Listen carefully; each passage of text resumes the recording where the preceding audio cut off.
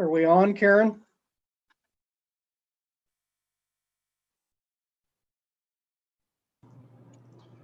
Yes, Mr. Chairman, you are on. All right. With that, we're going to reconvene this meeting of the Joint Appropriations Committee. Next item on our agenda is the state auditor. With that, Auditor Racinas, I would turn the floor over to you. Thank you, Mr. Chairman, Mr. Co-Chair, members of the committee. Good afternoon. My name is Christy Racinas, and I have the fortune of serving as your current state auditor. I wanted to welcome the new members of this committee, Senator Steinmetz and Representative Simpson and Stith. I very much look forward to working with you. And I don't see President Perkins at the moment, but it's certainly good to see him and have him back on this committee as well. So, Mr. Chairman, in the interest of time and efficiency, and I do know you're just a little bit behind, it will be just the deputy auditor and myself, and that's Edie Troutwine. You'll see her on as well. I think most of you are familiar with her. If there are questions that we can't answer today, I'll be happy to get that information back to you. So, Mr. Chairman, I want to talk just for a moment about what our office does, especially for the benefit of the new members to JAC. There's often confusion about this since we are called the auditor's office, but we do not audit anything per se. So that begs the question of what do we do? And so by statute, we are the accountants for the state. Essentially, we pay the bills and keep the books. The auditor also serves as the chief payroll officer, paying state employees in all branches of government, as well as National Guard members, and is responsible for all related tax payments and reporting. And that payroll number is about 10,000 payments a month. Statutorily, we're also required to maintain the state's electronic accounting system. This system provides state agencies the means to collect revenues, process expenditures, maintain budgets, and complete all other accounting transactions. My office is also required to provide an annual financial report of the fiscal affairs of the state. This report is known as the CAFR, or the Comprehensive Annual Financial Report. It's essentially the equivalent of a balance sheet and income statement for a private business, just substantially longer and almost as exciting as you could imagine. Mr. Chair, I'm going to jump right into our budget book. And I'll direct your attention to page 3, which is an overall snapshot of the entire 003 agency budget. So you'll see over in column 2 at the top that we have 4 divisions currently with funding. I'm going to touch very quickly on the last 3 of those first. These are pots of money that the legislature has simply parked in our budget, but I do not have purview or control over them. The auditor's office is traditionally sort of a parking lot for pots of money that maybe don't belong elsewhere. So the first one of those, which is Division 1000, is Game and Fish License Revenue Recoupment. The second one, titled State Employee Compensation, that is that's money that goes to retiree health insurance, and that shows up every year in the section 300s of the budget bill. And then the last one, Mr. Chairman, is entitled Employee Group Insurance, that $21.3 million.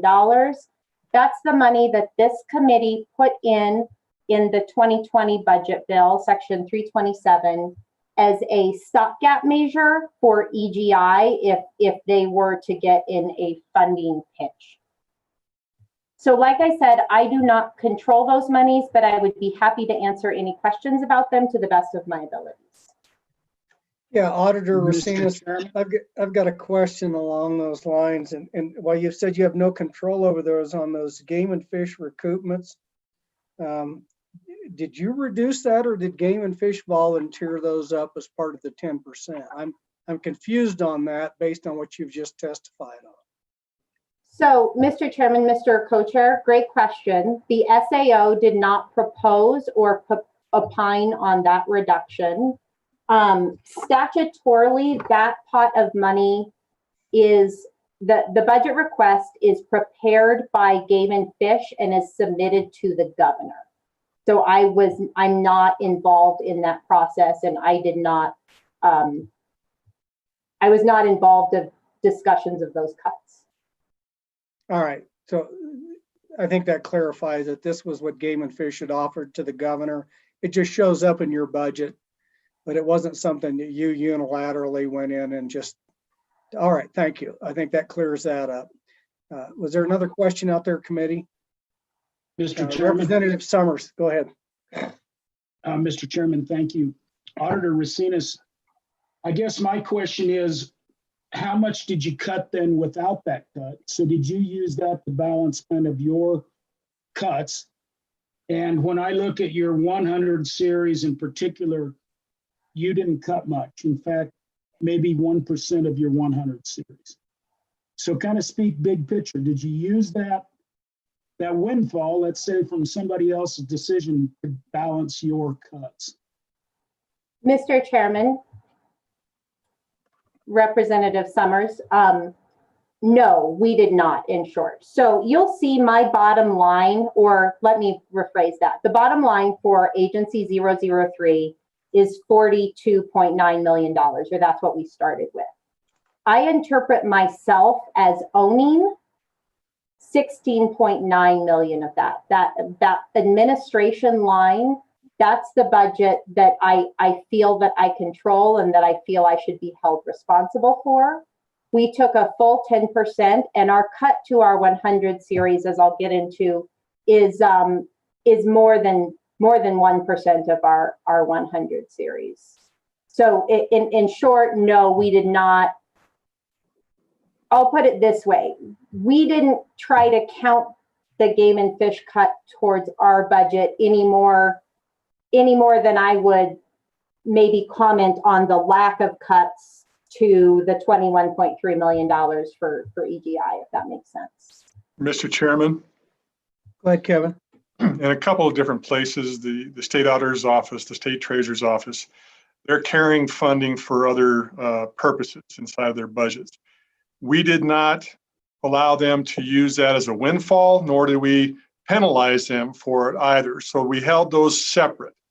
We tracked them separately as far as targeting and as management. So in this case, with the reduced licenses, the Game and Fish volunteered that up. They're not going to end those reduced licenses. They're going to fund them from their Game and Fish funding. And naturally, the legislation says that they'll come back and ask for it again if they wish. But in this case, just want to let you know the treasurer's office and the state auditor's office, there was no windfall or benefit or exposure to their budget for those portions of the budget they carry for other agencies. Any questions on that? All right, go ahead, Auditor Racinas. Thank you, Mr. Chairman. So I'll go ahead and address the actual funding for the SAO, which is that administration line of approximately 17 million prior to cuts.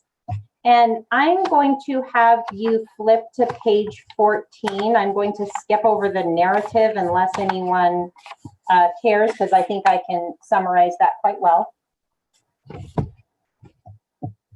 So big picture, Mr. Chairman, our agency is pretty straightforward. We have this one division, we have one unit. It is 100% general fund. So we have no on the good side, we have no matching problems of losing federal funds. On the bad side, we don't have any, we only have general funds. So that's all we deal with.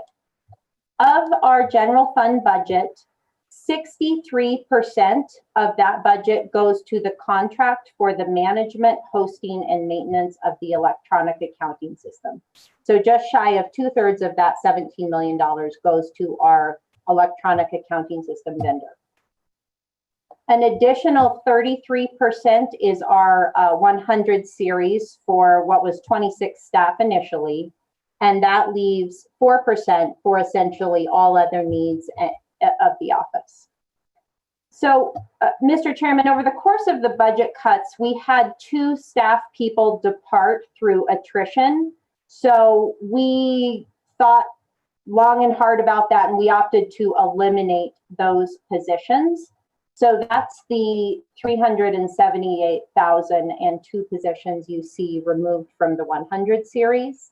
So that brings us down to 24 positions after the step 2 reductions. And so, as I mentioned before, the accounting system contract makes up 63% of our budget. So it makes it really difficult to get to 10% without getting into that contract. Knowing that, we entered into several months of aggressive negotiations with the vendor. And you may recall, Mr. Chairman and Mr. Co-Chair, that this was a 12-year contract that we inherited. So the vendor wasn't necessarily under any obligation to help us out in this endeavor. However, I would say they absolutely came to the table. And although we didn't get quite as far as I had hoped, I think we all ended up fairly pleased. We were able to negotiate a reduction of just north of 11% on that contract. I should note that that comes with a reduction in services, including the loss of one of our testing environments. But we and our IT staff, and we've actually talked with ETS about that as well, we're comfortable moving forward under that scenario. Mr. Chairman, the accounting system contract falls into 2 codes. It lives in 0292 and 0901. So the bigger reductions that you see in those categories relate to that vendor's cut. So I've talked about payroll. I've talked about our giant contract. So what's left is that 4% that represents everything else.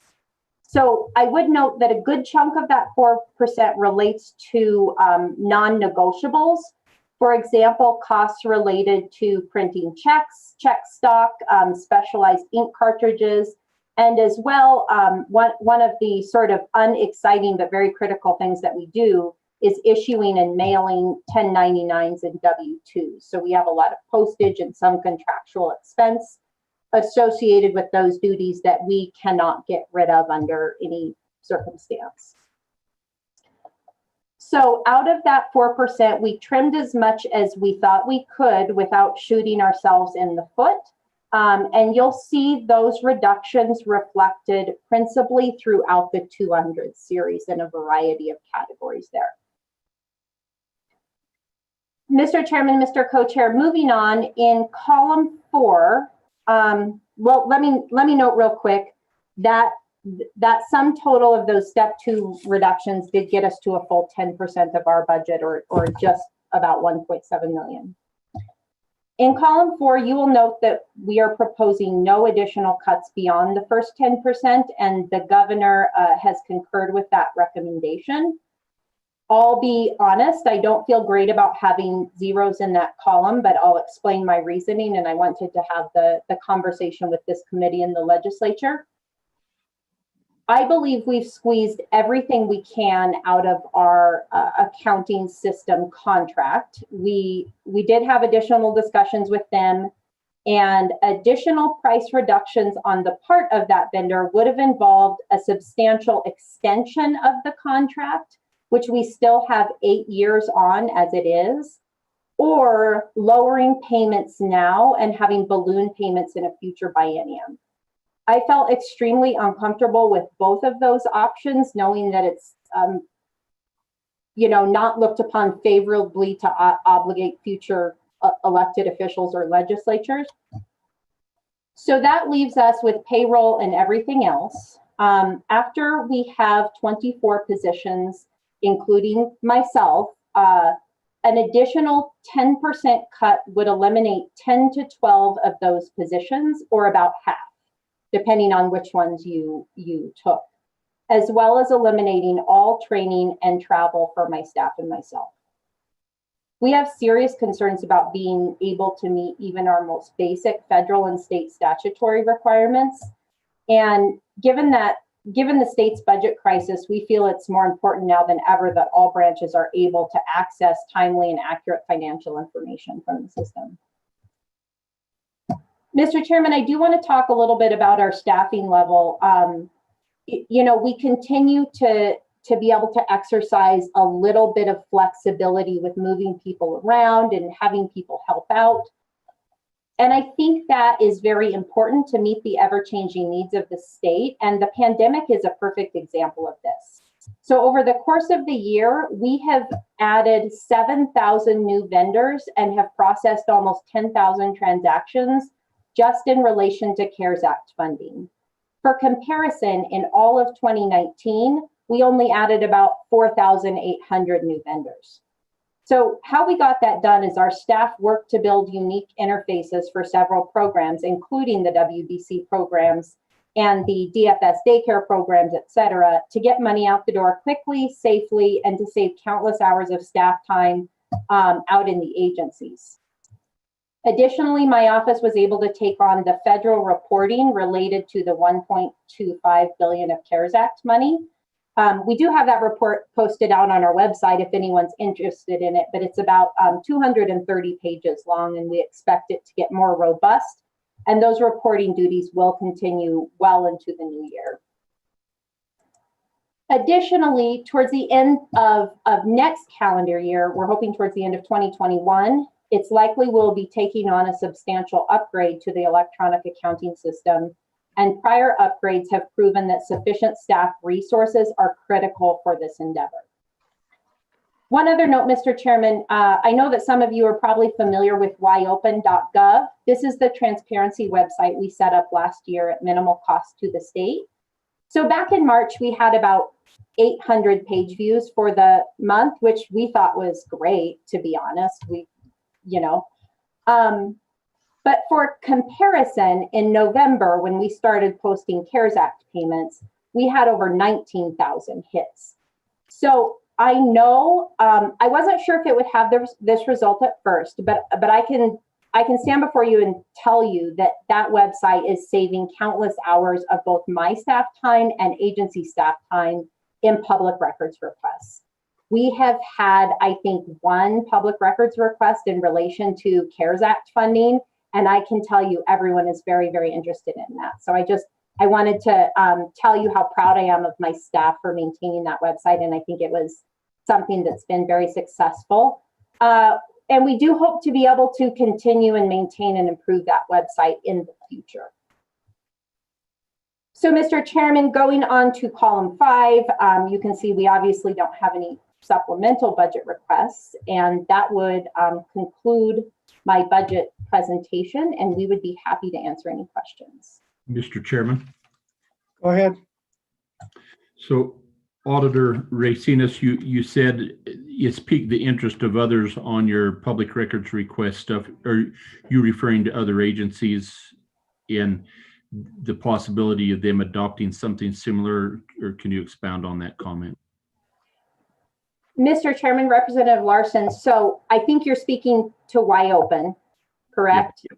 So that website's public. It's out on it's out on the World Wide Web, and a requester of public records can go a couple of different places. Often they'll go to the agency, so they would go to Business Council, for example, to say, I want to know where you're sending all this money for CARES Act requests. Or they could go to my office, and the rhyme behind who somebody goes to varies. I mean, there's typically, whenever there's a request about expenditures, my office can answer that, or the agency can answer that as well. And sometimes, and both parties do that. However, the website it's just a free pass to all media and press people, and they can just go get the information without having to bother the agency or my office. And I guess, Madam Auditor, what I was trying to ascertain was to who had the interest based on the comment you made. You said it's piqued a lot of interest. So is that the public or is that other agencies? I don't know that I understood that. Mr. Chairman, Representative Larson, I would say the public. Thank you. I don't know that we have the stats of those hits between state agencies. I mean, I can tell you I hop on there to look at expenditures, but I think with 19,000 hits, that's probably not just state employees that are interested in the checkbook.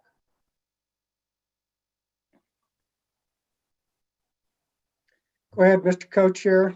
You're muted.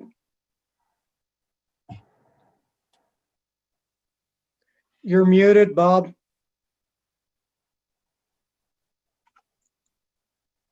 So I'm curious, Auditor Racinas, I'm going through different names that we might name your office. Do you have any suggestions?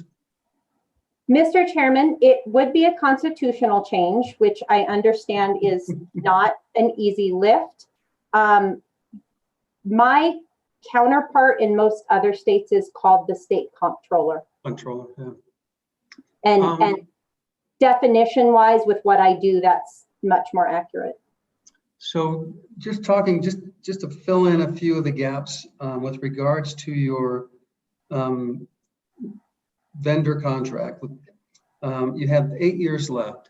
So my question is, are you satisfied that they're the right entity to contract with and the services they provide? Have you looked at other providers that might provide the same thing and price shopped? Is there an opt-out clause in that contract without a penalty? And what's the escalation clause in that contract? So just kind of fill us in on those things. Mr. Chairman, Representative Nicholas, wonderful question, and one that we have been turning over and getting our arms around for the last year and a half and continue to do so. So we do have 8 years left on the contract. Our contract does not contain the standard opt-out clause that we are all familiar with as state employees. It does, however, it says, the typical clause says something like, if funding isn't available, you can get out of this contract, right? And so, for example, if JC slashed my budget in half, I could say, sorry, I got to get out of this contract. So the opt-out clause in our contract, and I should note that this did not change with the amendment and the decrease in price, unfortunately, says essentially, you can get out of this contract if funding isn't available, but you may not purchase you can't purchase the same services from somebody else. That was real new to us. We hadn't seen that before. So we don't know what the options would be there. But that begs a question: Are we getting a good value for our money?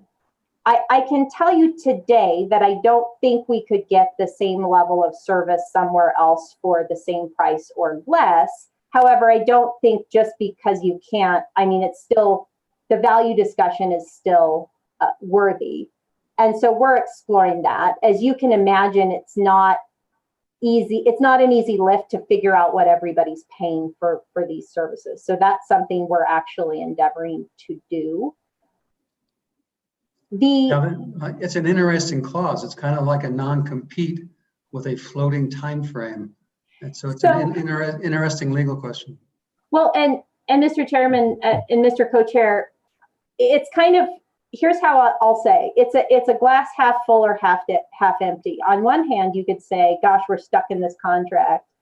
We're not sure we like that. On the other hand, they are now required to provide us services for the next 8 years at a certain level of service with zero escalation. So this contract is going in, and I've heard the frustrations of this committee with escalator clauses in IT contracts over the years, and that's my frustration as well as an agency CFO, that it's hard to build those escalation clauses into your budget. So overall, just for from a 30,000 foot view, my predecessor also made a whack at reducing this contract 4 years ago, and she was able to save $825,000 a biennium off of this contract. We've reduced it another 1.2 million. So we've reduced this contract $2 million a biennium from what we were paying 5 years ago. That's a real long way to answer that question. We're still exploring the value question, but the contract is at least going not in the wrong direction. So That one being more, one more question. And that is, what would you do if we cut one more person out of your budget? Mr. Chairman, we'd survive. I can't, I mean, we'd figure out how to get our job done. The problem comes when you start talking about what 10% would do, and that gets apocalyptic, if that makes sense. We would have to really evaluate what the legislature desires this office to do. Okay, thank you. Is Edie gonna smile before we get off the air? She's real grouchy. She Mr. makes me Chairman? work real hard. Hey, Auditor Mr. Chairman? Racinas, go ahead. Does somebody had a question out there? Mr. Chairman, Representative Summers. Go ahead. Mr. Chairman, thank you. Auditor Racinas, I guess kind of Bob or Representative Nicholas, Chairman Nicholas got to my question to a degree. So obviously you didn't cut, you decided not to cut a full 10% the second go around, but you chose to cut none. And so, you know, as we get asked these questions on the floor, how do we know that your staff is right sized? I'm going to guess that if I would have asked the question when we created this budget, if you could do with less than 22, it would have been, well, not very well. And so how do we know that you're right sized? How do we know that we shouldn't carve more off, or what do we say to those that may want to on the floor? Mr. Chairman, Representative Summers, I mean, that's a wonderful question, and it's one we struggle with as well. And I think right now I'm at a place where our existence is justified by the value we're providing, and where that tipping point would be, I don't know. I think about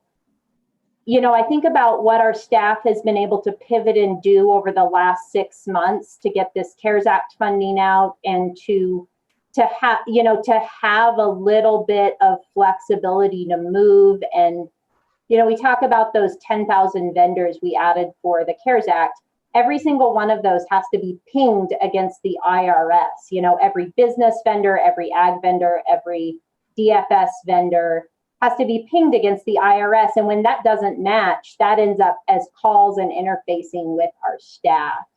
And so, I mean, we'll operate to the best of our ability under whatever staffing model legislature gives us. I think it's a conversation about value, and at what point do those reductions start costing us money in the long run, or having an impact on the citizenry. And it's a question I struggle with as well. I mean, as well as me, someone in Daniel is not, their life may not be changed if someone in my office loses their job. However, you talk about when we're not able to process a business check in a timely manner, or when our CAFR suffers and we lose federal funds because of that. And so the downstream effect is admittedly muddier than with some agencies. And Mr. Chairman, just a quick follow-up. Do you currently have any overtime? So, one gauge of that is if you're currently paying overtime, you're overworking probably current staff. If you're not paying any overtime, then perhaps that can go the other way. So my question is, are you paying any overtime right now? Mr. Chairman, Representative Summers, the only place we pay very limited overtime typically would be our CAFR staff, or the Comprehensive Annual Financial Report. They're very, very extremely stretched this time of year. And you may recall, Representative Summers, you asked us a question about this last year. We actually amend that staff with additional expertise from an accounting firm out of Casper to try to make that meet. I mean, we strive to not pay overtime because there's no budget for it. But in limited circumstances, we've paid our CAFR staff overtime. And I would say, Mr. Chairman, anyone else in our office working overtime is generally exempt. Committee, any more questions for Auditor Racinas? Senator Perkins. Thank you, Madam Auditor. It's always good to see you. Thank you for appearing today. Madam Auditor, just following up on that line, I'm just wondering, your office, like most offices, at certain times certain times of the run, certain times of the year, you guys are horrendously busy doing some of the tasks that you have. And I'm just wondering, in your staff, how do you use your staff to, just following up on this question about how you use staff and is it right size? Do you have cross training? Do you have people that move from one, that work from one area to another area, so that when you have these pressures, whether it's issuing checks or issuing payroll or working on CAFR or dealing with the auditors when they come in, whenever you have these large, how do you manage your staff and how does that work? Mr. Chairman, Mr. Co-Chair, and President Perkins, and it's wonderful to see you and have you back on this committee as well. I think, being very honest, I think that's something that this office had some room for improvement on. And, some examples, one of the positions we gave up performed a pre-audit function. And essentially what that means is that position reviewed other agencies' expenditures to make sure they were coded correctly, when they're entered into the system. Proper coding is great for a lot of reasons. A, it keeps the financial reporting accurate, and B, it allows you all to have accurate and timely information. So that position went away, so we were able to move that to the person who processes the fiscal invoices for our office, due to some savings she had because she was our HR person. She was not swept with HR consolidation because she only had maybe about 20% in HR. Additionally, we're becoming more flexible amongst our CAFR staff and our accounting staff, particularly during this busy time. Our accounting staff is processing B11s where that's normally done by the CAFR. So long story short, that's something we've actively endeavored to do over the last couple months, but we're only going to add more, I would say. I think it is an area where we can continue to improve. All right, committee, any more questions? I got one real quick one for you, Auditor Racinas. Is the Financial Advisory Council still providing any useful benefits, or is that something that that we should look at? Mr. Chairman, that's a great question. We found that in statute, and it hasn't met for quite a while. So it's not, the thing I would tell you is it's not costing anybody any heartache or time right now. And we've interfaced with Representative Nicholas on this as well, because he's our representative. I think it could provide a useful sounding board so that the auditor doesn't go make decisions out in left field without the proper input. So here, and I can only speak to what I would do, but if I was going to make a drastic change to policy or the accounting system or something, I would use that advisory council as a tool to make those people come and listen to me and tell me what they thought of my idea, including the legislature. Does that make sense? Yeah, but I would ask you, as Auditor Racinas, do you need to have a statutory council to do that, to ask people to come in and review that? Mr. Chairman, probably not. I'm not going to, I would carry on if the Financial Advisory Council didn't. So, Dawn, if or Karen, can we just note, we might want to look at a repealer for that provision? All Maybe right. we should meet once before we get it. Mr. Let Chairman, them meet before we get rid of them. Is that the plan? go out with a bang. Mr. Chairman, could I bring up one other thing? Only at your own risk. And this is something I was going to reach out. There is another statute, and I should note that this statute change, our budget cuts are not dependent on any statute change. I didn't want to do that. However, there is a statute that requires us to submit preliminary financial statements or a preliminary capper to the governor, the president, the speaker, and the chairs of this committee. So we've done, three things. First off, it's an intense drag on our staff when they don't have time to put it together. That's the least important component. Second, it's exceptionally inaccurate because we don't have any information about cash and investments when we submit that report. So it's wildly inaccurate. We know that, and we disclaim that when we send it to those parties. Third, and this would be a great opportunity to ask, I get the impression that no one uses it. We've checked, and Don can speak up, but we've checked with him, and I think the response was like, well, no, we don't use it. It's garbage because it doesn't have half the information in it. And so if you were going to be repealing stuff, we'd love to have that one thrown in there.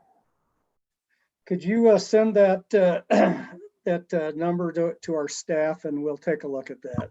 Yep. I would follow up on that. And Don, I think we had a draft up legislation to get rid of both the advisory council and the preliminary CAFR. I've looked at it, and I think I looked at it once, and that was the last time. And I don't know, Senator Perkins, if you had the opportunity to look at it on occasion, or, but it's, yeah. Don, do you have any feedback on that? Have you looked at it?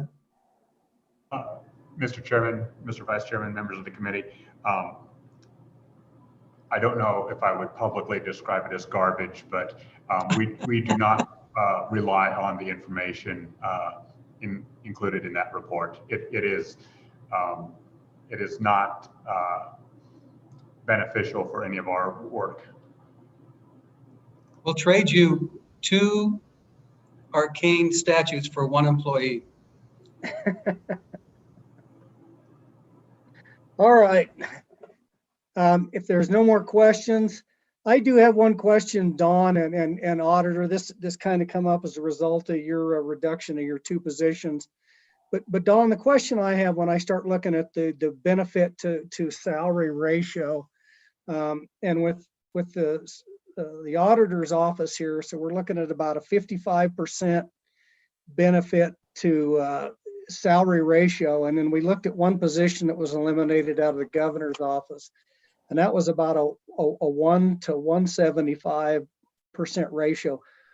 What would be normal for state employees? Are we looking at a 55% to a 75% ratio of benefits to salaries?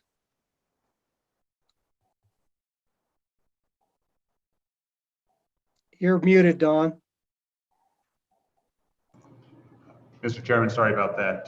There are 2 components to that. There's the 105 series or object that includes the percentage-based employer benefits, which is like FICA, Social Security, unemployment insurance, workers' comp, and retirement. That adds up to about 25% on average. And that's a pretty stable amount. The next series, which is the 105 series, is the employer paid benefits. And that is included at the actual amount paid per employee. And there are some employees who are on their spouse's retirement or health insurance, so there will be no contribution from the state. In other cases, it's a single employee, and then in other cases, it becomes a family plan employee. So depending on the wage, because that health insurance is a much higher percentage of a low-paid employee, such as office staff or custodial staff. It could certainly, across all agencies, I think it's in the low 40% average, maybe 42, 43, somewhere around there. Go ahead, Senator Guru. Thank you, Mr. Vice Chairman. Auditor Racinas, good afternoon. Just a quick question. What's your turnover rate with your staff? So, Mr. Chairman, Senator Guru, you know, when we came on, this office had quite a bit of turnover, and one of the more notable things is the entire CAFR staff had turned over in 2017, which continues to be challenging without really long-term institutional knowledge, although they do a wonderful job. We initially set a goal of no turnover for 6 months, and we were able to meet that, which is phenomenal. We were very pleased to not have any turnover for a while. We've since had, oh gosh, Edie, 4 maybe over the last year. And Mr. Chairman, I would tell you that about half of those have gone to higher paying positions at other agencies. Is that, Edie, jump in and correct me if I say something wildly inaccurate. Well, thank you for training all of those highly qualified employees that are moving around there, Auditor. You're welcome, Mr. Chairman. Mr. Vice Chair. So if I was, over the last 2 years, you'd say a 10% average. So if you have 5 in the last year and none in the 6 months previous to that, you'd be around about 10%. Would that be? Mr. Chairman, yeah. Thank you. All right, any more questions for Auditor Racinas? Christy, thank you, and Eddie for your time. We'll see if we can't get some repealers going for you. Anyway, I like Representative Nicholas's idea, though, of one staff for 2 papers. Anyway, thank you. With that, next item on the agenda is the State Treasurer. I seen him on here earlier. Treasurer Meyer, the floor is yours. You want to walk us through your budget? I'll get started, Mr. Chairman, and then I'll have my deputy kind of go through some of the details there. First of all, I want to congratulate the new members to the committee. Glad to see that we have some Goshen County representation there, Sherry. I was on that for 8 years, and you got a new family that you're going to get to know. And Clark, the same goes to you. And who else have we got on there? Is it Representative Simpson. Yeah. You guys, you're either gonna fall in love with it or it's gonna drive you crazy. I think most of us that get on there, we fall in love with the process and the ability to get a really good education about how government works when you get down to the nuts and bolts. And glad to see Senator Perkins back and not doing this from a hospital room. So I'm glad to see you back there, Senator Perkins. And congratulations, I guess, to the new chairman. I didn't go through the committee assignments there, and so we have Senator Hicks as the new chairman. Way to go, Larry. Okay. So anyway, we're I guess the big overview basically is that we took most of our cuts out of our contractual services. We had a little bit of extra there. Other than that, there were some other pass-through ones that Don can go through. The governor, I think, allowed us not quite the full 10% in the second half, which is good because it was going to get pretty darn tight in the next biennium on our contracts, no doubt, in that particular budget line. But I'm going to let Dawn go ahead and go through it. As some of you guys know, she was the person that did the Senate budget on the floors and for a good number of years, and she so graciously decided to move over to the treasurer's office when I became treasurer. So thank you for lending her and lending the office the expertise. Mr. Chairman, Go ahead, Representative. Mr. Chairman, thank you, Representative Summers here and Yeah. Treasurer Meyer. Before we get into the details, I'm going to kind of ask you the same question I've asked everybody else. It looks like you cut nothing in your 100 series. And so if you could talk to me about why you made that decision and just kind of go over that. How you made your decision, big picture on what to cut and what not to cut, and why you chose not to cut any in the 100 series. Well, as a lot of you know, that our office is kind of in a transition, both in the investment side and the accounting side. We're going through a operational, I wouldn't call it an audit, but an operational overview. They've gotten most of the interviews with the staff done, reaching out into some other areas also.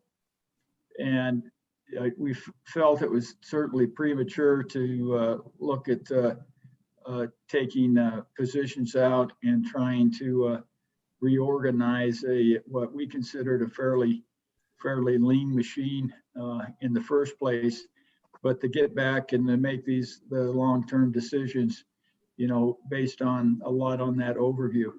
So, by this time next year, we should have, I think, some really good policy recommendations, and maybe earlier. I think we are hoping we'd get some preliminary stuff done sometime by the end of January. But and we've got our Clearwater project that's proceeding. They're working on the distribution part of that now, which is really the hard part of the Clearwater accounting project. That's the one thing that no other accounting firm has been able to do. We've had several people that said that they could do the accounting system for investing, but when it got down to the distributions of the income out of that everybody just kind of walked out the door when it got to that. So Clearwater is tackling that. And so we're really hopeful that they're going to move forward. We're going to put as much pressure on them as we possibly can to get that out the door as quick as we can. Mr. Chairman. Go ahead.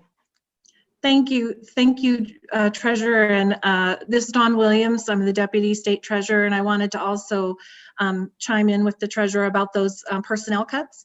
The request to us was to reduce our budgets by 10%, not 10% of our general fund appropriation. It didn't say 10% of our employees. And so where we were able to make those cuts and not affect someone's job, we did that.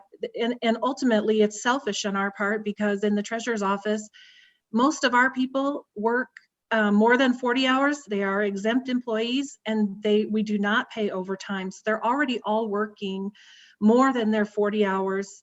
And to reduce a position and disperse those duties to someone else, it only puts further burden on them. And so we were fortunate that we were able to make our reductions in our contractual line item, and not making those cuts to our 100 series was deliberate. Mr. Chairman. Mr. Chairman, just a quick follow-up. I had Representative Larson. Summers. Representative Summers, I had Representative Larson first. Go ahead, Lloyd. Thank you. And Dawn, it's good to see you. But then help us understand, because you do have some vacancies there, some for an extended period of time. And it's not like we're headhunting and looking to leave bodies strung along the highway, but it's but they're there. And so I think I would reiterate the question that Representative Summers said was, those seem to be somewhat obvious. Tell us about those positions that are vacant and why they're, are they funded someplace else or? Thank you, Mr. Chairman. Meg and ahead. Representative Larson, thank you for that. We have 2 vacancies at the time the report was prepared. Just today, we started a new person in our financial accounting division. It was a non-generally funded position. He started today, so please don't take that away because we're moving him from Michigan, and we're super glad to have him. The other position is indeed vacant, and we have offered that position to be returned. However, we took the money. We had one position that was in unclaimed property that was doing work in our, really for the office, for the treasurer. And he's our media specialist. He works in public relations. He backs up our computer team. He's our, Jeanette Beeman is our project coordinator for this Clearwater project, as well as all of our other IT projects in the office. And Gabe has assumed, this person has assumed a substantial role there too. So it wasn't appropriate for us to 100% fund his position through the unclaimed property money. You know me, I'm an old budget girl. I like everything to be just so. And so we took the general fund, some of that general fund from that vacant position, and we funded it, used it to fund partial position of unclaimed property so that position was more appropriately funded based on how we're using it in our agency. The money that is no longer being used from unclaimed property special revenue just goes back into that special revenue account. So we did tell the budget office we're perfectly fine to lose that position, but we did keep the money, so it doesn't really help the bottom line as far as that goes. And I hope that helps. It does. And follow up, if I may, Mr. Chairman, can you just clarify that when you say you kept the money, but it was not general fund money? Sorry, we kept the position that was vacant that we're going to let go was 100% general fund, but So we used some of that funding. Sorry. Help me understand, Mr. Chairman, help me understand how you make that decision. Okay, so the person that we had a position in unclaimed property, and that position is funded with special revenue.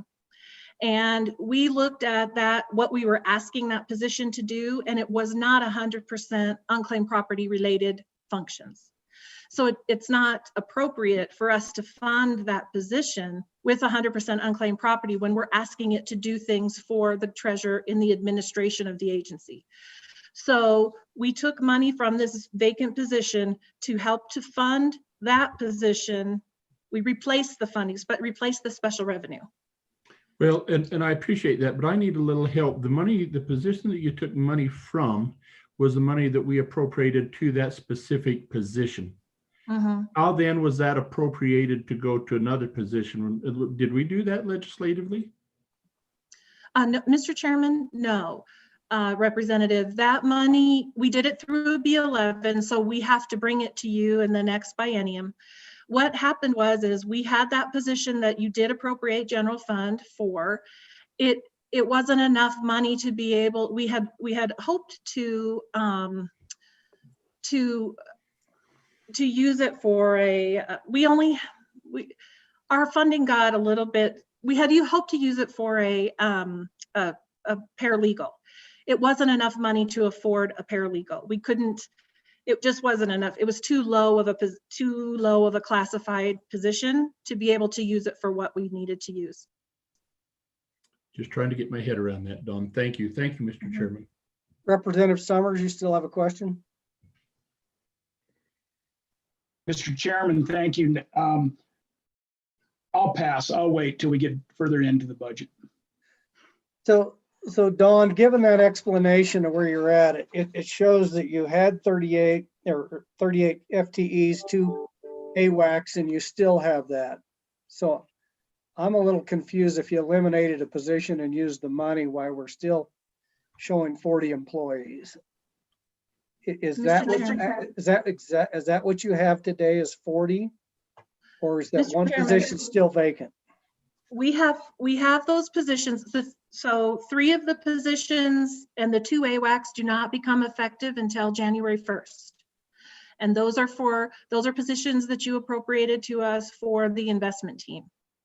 The one position that I'm talking about, it will come out of our budget through the next biennial budget process. So it's still sitting there, but we've repurposed the money. All right, thank you. Committee, any other questions? Well, Dawn, let's go ahead and walk through the rest of the budget then. All righty, thank you. So our supplemental budget request consists solely of level 2 and level 3 budget reductions. The state treasurer's office was appropriated $16,168,097 in general funds for the 21-22 biennium. Of this amount, $4,415,580,000 or $1 million, excuse me, was attributable to STO operations. $11,059,696 was for Veterans Property Tax Exemption Reimbursement Program, and the $692,821 is for reimbursement of the Native American property tax exemption to counties. The totals appropriated to our office for the property tax exemption programs are merely pass-through amounts based on reports that we receive from the Department of Revenue each year. Mr. Chairman, if we look at our budget book, let's start on page 9. This page represents a summary of our level 2 reductions, all of which were accepted by the governor, and I'll discuss them more as we go through each unit in the budget. On page 10, there's an additional summary table annotating our level 3 recommended reductions, also accepted by the governor, and that I'll talk about as we go through each individual unit. Our first reductions appear on page 12. That's the narrative starts at the bottom of page 12. We reduced 10% of our total treasurer's office general fund appropriation in the amount of $441,558,000. And this was all taken from our contractual services line item. We only have one position that is in unit 0602, which is our financial accounting division. So only one unit or position in that unit is general fund, but we're taking the reduction for that position out of this unit. You might note that the position that you're talking about, that we repurpose the funding, that 10% is also reflected here as well. So that part of that money was used here. On page 13, we move to our level 3 reductions, and the amount is another 10%. We were asked 10% level 2 and 10% level 3. So the amount is the same, $441,558, and we're taking it from our contractual services line item. You'll notice that while the governor accepted the entire amount of our reduction, he's only recommending a reduction of half that amount in this biennium. And I think Kevin explained that earlier. And this, because this reduction will be biennialized or doubled in the 22-23 biennium. So that's why that looks funny on the next page. Mr. Chairman, the next reduction. Don, I've got a question. I mean, because you're transferring the dollars obtaining dollars from a different location, why not just take the whole thing this biennium but don't biennialize it? You just continue the amount. So why not do 441, 441? Mr. Chairman, that's what we offered, but that was a decision made by the governor and the budget division that this is how they wanted to approach it. We could we said, we'll give you the whole 10%, just please don't double it next time. And they said, oh no, we're not going to double it because we're only going to take half of it, then we'll double it. So it was just how the budget office approached the level 3. And just to follow up, then what specific work are we referring to, and how did you come up with this particular number? Mr. Chairman, Representative, what do you mean? What work am I referring to? Well, I'm just trying to put a background on what the 441 represents, and okay. what. Yeah.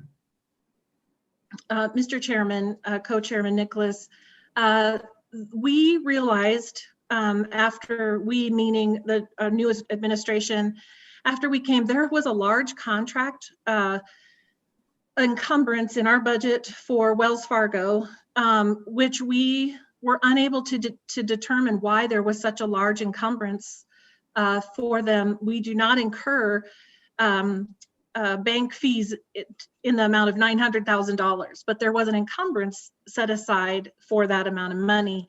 So we determined that through the process of budget reductions and the new biennial budget, we don't pay that amount of money, and that we could offer those to be reduced for our budget reductions. So to follow up on that, was the contract canceled, eliminated? I have a vague recollection of that they used to provide services that we essentially were getting out of. Don, do you have any help, Don Richards?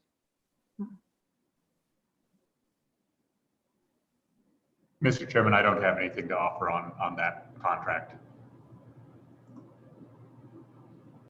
Okay, thanks, Don.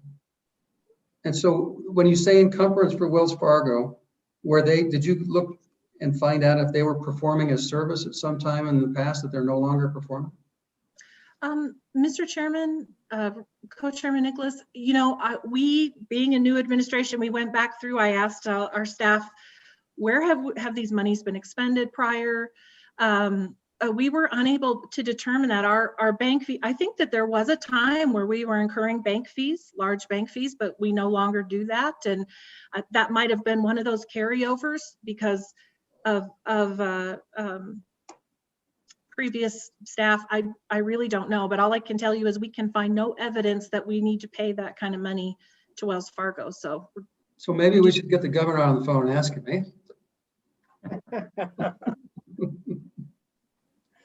You got his cell number. Go ahead. Mr. Chairman, Representative Summers. Go ahead, Summers. Mr. Chairman, thank you. And Don, hi, how are you? I guess my question is going to be on page 14, kind of on your summary of your administration. And once again, you didn't cut 100 series, you didn't cut 200 series. And so, I even look at your 900 series, you have over $1 million left now. What's that obligated with? And so what are your cuts percentage-wise if you discount the fact that you eliminated a statutory program that I don't know how you can do that in the budget? Mr. Chairman, Representative, you're talking eliminating a statutory program. Are you talking the veterans program? Yeah. The veterans Yes. reimbursement? Mr. Chairman, Yes. that's not our program. We serve as a pass-through agency, and I don't know why the Treasurer's Office would be expected to take the reduction for a program that is not our program. Kevin? Mr. Chairman, in step 2, there was several items that require statutory changes, and we did not take the funding through the B11. I provided Don Richards earlier today a very short list of those for your convenience. In this case, the veterans tax, it cannot get implemented until there's a statutory change, either on step 2 or step 3. And like we discussed with the state auditor's office, with the game and fish youth licenses or the reduced licenses, it's similar. The treasurer's office and both the veterans and the tribes is a place where they manage the funds, but are not responsible. They weren't held to the amount, or were they given a gift from those funding streams. But the governor has made recommendations to the legislature to reduce the amount of money that becomes available for the veterans. And we do know it requires a statutory change on both step 2 and 3. So Don, Mr. Just a Co-Chair, quick- go ahead, Kevin. My question is, I think last year, the year before, we made a run at the modifying or reducing the veterans amount. Is that my recollection correct, Don? Mr. Chairman, the committee did explore a variety of revisions to that statute. As the statute currently reads, the veterans would still benefit from their full exemption, even if there is insufficient funds to provide it. The losers in the transaction would be counties would not be reimbursed for the exempt portion of the taxes. So Don, as I think we're having the bill drafted, And I think we already have some background information. Tells us the number of veterans involved, how that has changed over time, and how the cost to this, to the general fund, has continued to escalate over time. So we'll be able to, with that information, to explore options either on doing a direct reduction of benefits or a modifying who the beneficiaries are, because right now it's the veteran plus the spouse, and some other alternatives if we choose to go down this path. Is that fair? Mr. Chairman, yes, we have a draft bill posted that mirrors the budget here at 10% and then another 10%. But then we also, at the committee's direction, provided a staff memo regarding a myriad of other options. So just a follow-up, Senator Hicks or Chairman Hicks. Go ahead, Representative Summers. Thank you, Chairman. And so Don, without using that cut, then what percentage cut do you make in general fund dollars without the use of the veterans tax exemption? Mr. Chairman, Representative Summers, so we considered each of these three units siloed. So the State Treasurer's Office operations, we took 20%, 10% in level 2, 10% level 3.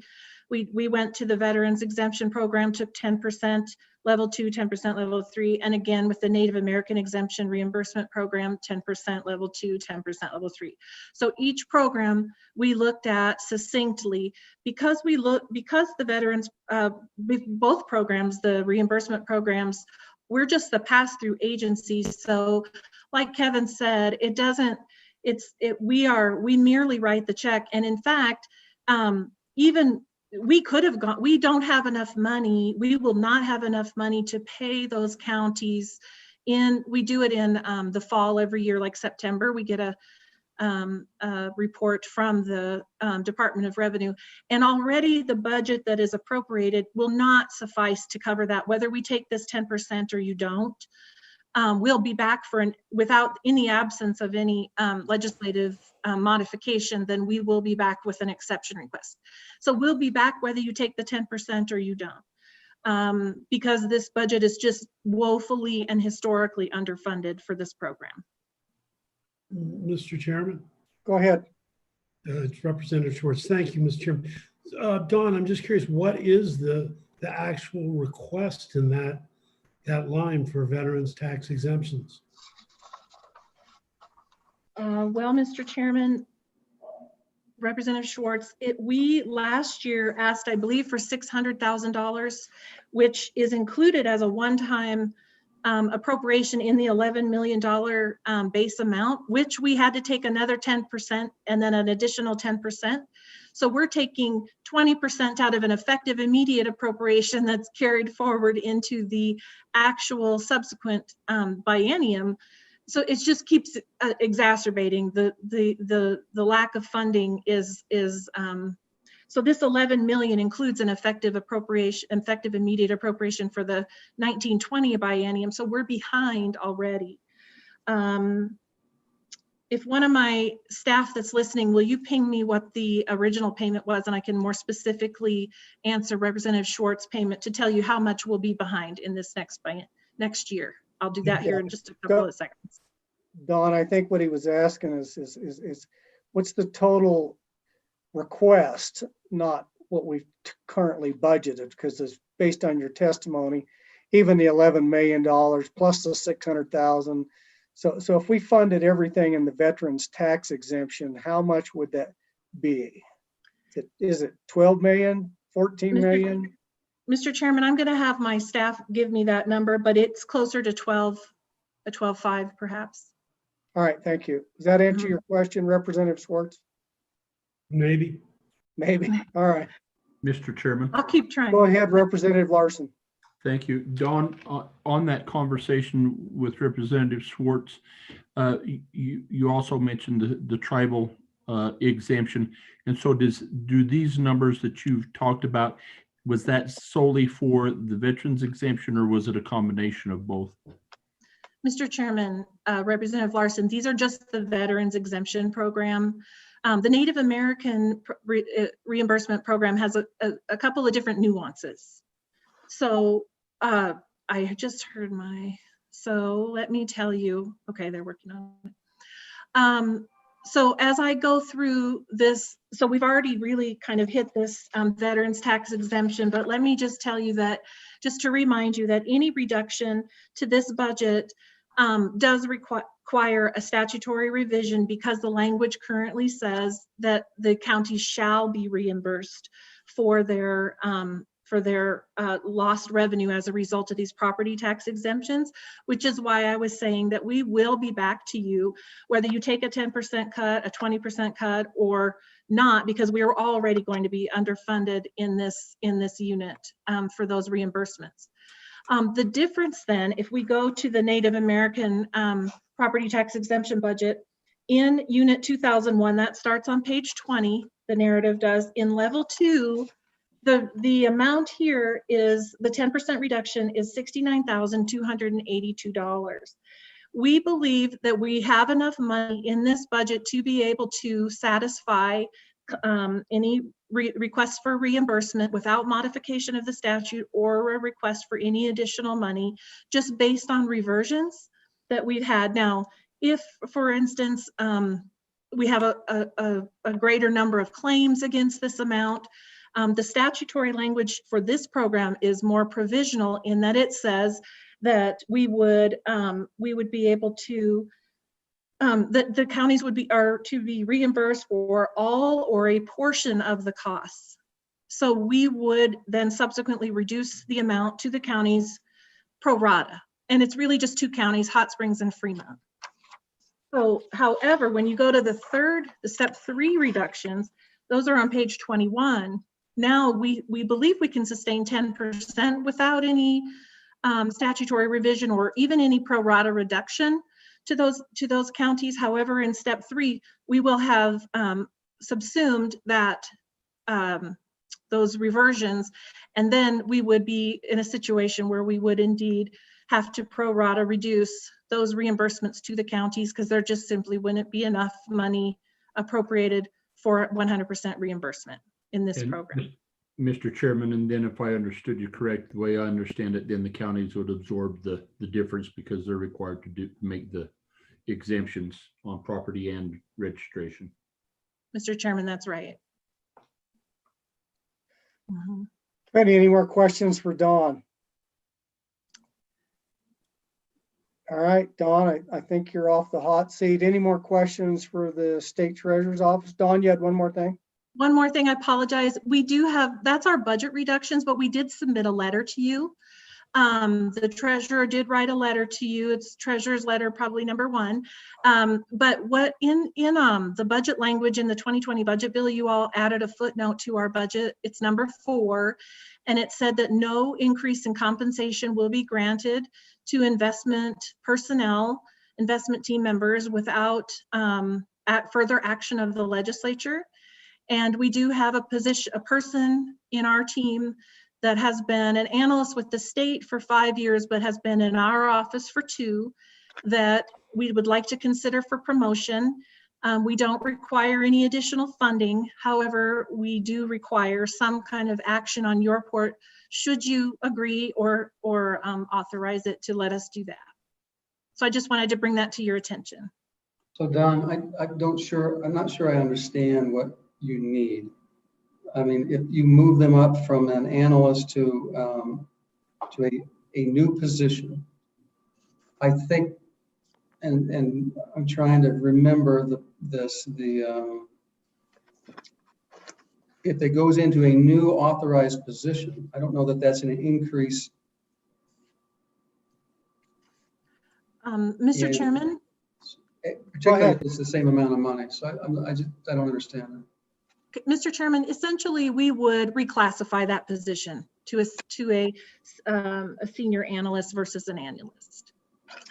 So basically, you're just trying to have another senior analyst versus what we authorized when we created the extra positions using the performance compensation plan. Is that right? Well, you know what, Mr. Chairman, I hadn't thought about it like that. I suppose like what you're thinking is maybe we could, I don't think we got a senior analyst position though. We want to be able to promote this person, but we don't have a senior analyst position to promote them into. Even with the new positions, I think we got a senior investment officer, an investment officer, and a regular analyst. We don't have a senior analyst position, so either way, we would have to do a reclassification to be able to, in order to do this request.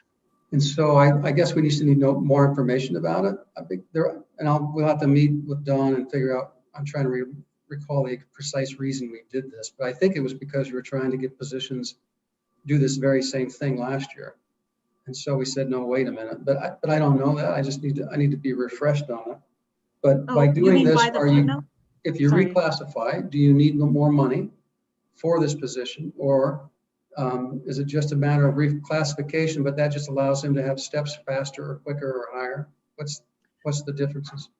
So, Mr. Chairman, Co-Chairman Nicholas, I believe the reason you added the footnote last year was because we were implementing performance compensation or the performance pay, and you didn't want us to give a bunch of people raises during the biennium or during the fiscal year, and then base their performance pay on those promotions. I think that was what it was. The reason we want to give this person, that we'd like to consider this person for promotion, is because of their time in service, their exemplary performance, and contributions to the team. This is outside of performance pay. Performance pay has already been determined, for the last fiscal year. So this is merely so I think it's not, I think the footnote was as a result of performance pay compensation, but our request is not. We're in a position of having to ask you for this for a different reason than for performance pay. So then, Mr. Co-Chair, what's the difference in salary? I thought you said there is no difference in salary, but is there? Oh, no, Mr. Chairman, there is a difference in salary because it is a promotion. The difference, but we don't need any funding because when our positions were funded for the January 1st effective date, we only asked for 18, but when they were funded, we were given 24 months. So we are in a position of being able to incur those expenditures this biennium. And this position is funded through the investment funds dollars? Mr. Chairman, Representative, that's correct. Okay, thank you. Thank you. All right, committee, any more questions for Dawn? Dawn, I've got one, and it may just be a clarification. So if you go to page 12 and 13, under the narrative under paragraph A, for both the step 2 and the step 3 reductions, it shows a reduction of 21,816 general fund, but that's not shown in the unit 602, the unit in which the narrative indicates it's going to be reduced. So we just need to see just clarify where exactly that 2186 is. The narrative is a little different than where you're showing. So, Mr. Chairman, thank you for asking. That reflects the reduction we do. So if you were going to look at our budget, you would see that unit 602 has some general fund in it. And you might say, hey, where's the 10% reduction for that one? And I'm saying it's here in unit 101. So I'm saying the reduction for this the general fund share in unit 602 is included in this amount. Okay. So we just we looked at our agency as a whole for general funds, and we applied the 10% cut right here in unit 101. All right, thank you for the clarification. Any other questions for Dawn or the treasurer? No more questions? All right, Dawn, I think, and Kurt, I think we're done with you guys. Thank you today. We're going to move on, committee. Let's see, we're getting further behind by the minute. Right now, we're going to do Agency 6, Department of A&I. Is Director Bach available? There she is. All right, the floor is yours. Good afternoon, now that I'm off mute. My name is, good afternoon, Chairman, Vice Chairman, members of the committee. My name is Patricia Bach. I'm the Director of A&I, and I'm here today with CFO Rory Horsley. She'll be going through some of the budget information for you. We'll both be looking at that. We have Aaron Williams, the Gsd Administrator, and I wanted to introduce a new employee who has taken Lori Gallis's position as the Gsd Administrator. Lori Gallis retired after 40 years of state service last week. Andrew Coleman from the AG's office, and I think some of you may actually recognize him depending on how long you've been on the JAC as a intern with the JAC. So he's here. He won't have a lot of information to give you. Basically, he's been on the job for about 3 days, including today. But I wanted to introduce our new Gsd Administrator so that in the future, when we're on these calls or in person or have any questions with GSD, Andrew will be able to help you out with that. So I wanted to do an overview generally with A&I and where our situation is. A&I, as most of you know, is an enterprise agency. We don't really have a budget that benefits A&I directly. Every part of our budget is part of the enterprise. And that serves state agency or external agencies. We're also essentially the administrative arm of the governor's office.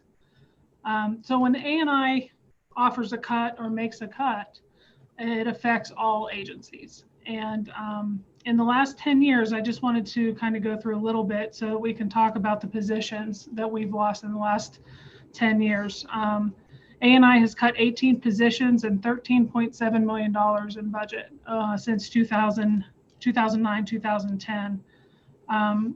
From 2017, essentially, to present, that number is about 8.9 million. We have gone through multiple positions. So in 2017, 7 positions were removed from our budget, along with 3 positions in the penny plan. So during those cuts, the majority of our cuts were across the board cuts, kind of like what some of the agencies are talking about today. A little bit here, a little bit there, across the board, some positions, some 200 series, some 400 series, 900 series. So when the governor requested that we come in with a 10% cut, he specifically had asked us to look at program. We have to look at programs now. So both of our cuts are programmatic cuts. Our first cut is in leasing. The second one is in risk. But I wanted to make sure that I kind of got through that so we know where A&I went in the last couple of years and why we don't have specific 100 series cuts. I've been listening to Representative Summers and I understand what the questions are going to be. So I wanted to try to talk to that in advance so that I at least can give you our explanation of why we came with what we came with. So the across the board cuts trimmed down A&I quite a bit. So when we look at cutting positions in A&I, and say, for example, we look at cutting positions in buildings and grounds or central mail or administrative, those have already been cut to the point where there's not a lot of positions left to forego. So what we are looking at now is cutting leasing and a one-time in risk, and then cutting the monies in A&I. It's not necessary. Say, for example, we cut central mail, and just for an example, that is not a cut for the bottom line for the state because the agencies will have to pick up that cost. So what we tried to look at in our budget was a bottom line cut for the state, and leasing is the obvious place to do that. When you look at A&I's budget, leasing is by far the largest general fund appropriation in the A&I budget. So taking essentially $7 million out of that is what we're looking at. And Aaron, Rory will go through that specifically. That does help the bottom line for the state. Where other areas of A&I, if we cut, like I said, the agencies have to pick that up because we do that work for the agencies. So as I sit here in my office, everything that I work on is enterprise. And I wanted to make sure that was pretty clear when we go through the budget.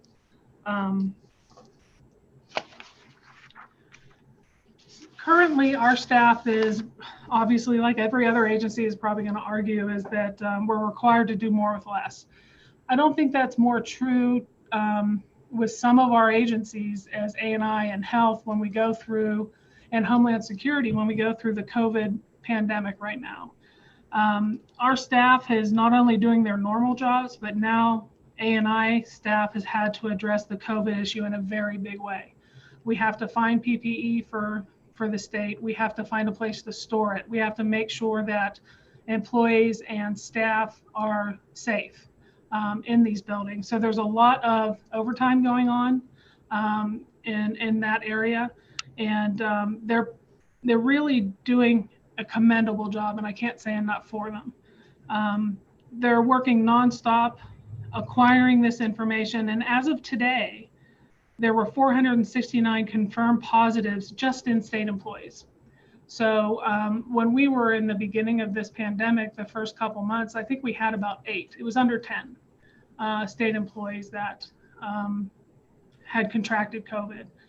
Since that time, we're now, like I said, I'll say it again, 469 employees. That is a big number for the state of Wyoming, and a lot of that has to do with a lot of the problems we run across is being able to go into agencies that have positives and go in and make sure that that area is safe. So make everybody get out of the building, or at least the area, and make sure it's cleaned properly so that they can come back in. So right now we are definitely stretched to the max. We're also doing a couple other things you'll hear about later with the Human Resource Division consolidation that was on the agenda for us to discuss, and Aaron Williams, the Gsd Administrator, will discuss that. But we're also taking on telework, permanent telework, making sure that employees and staff and supervisors have the tools they need to be able to telework during this time. Part of the reason that's so important is that really hinges on how we do our leasing cut. So our leasing cut is significant, and we are in the process of getting that done. The money will be gone, and we still have to figure out how to get that leasing cut done. We will rely on a permanent telework situation in order to get that done.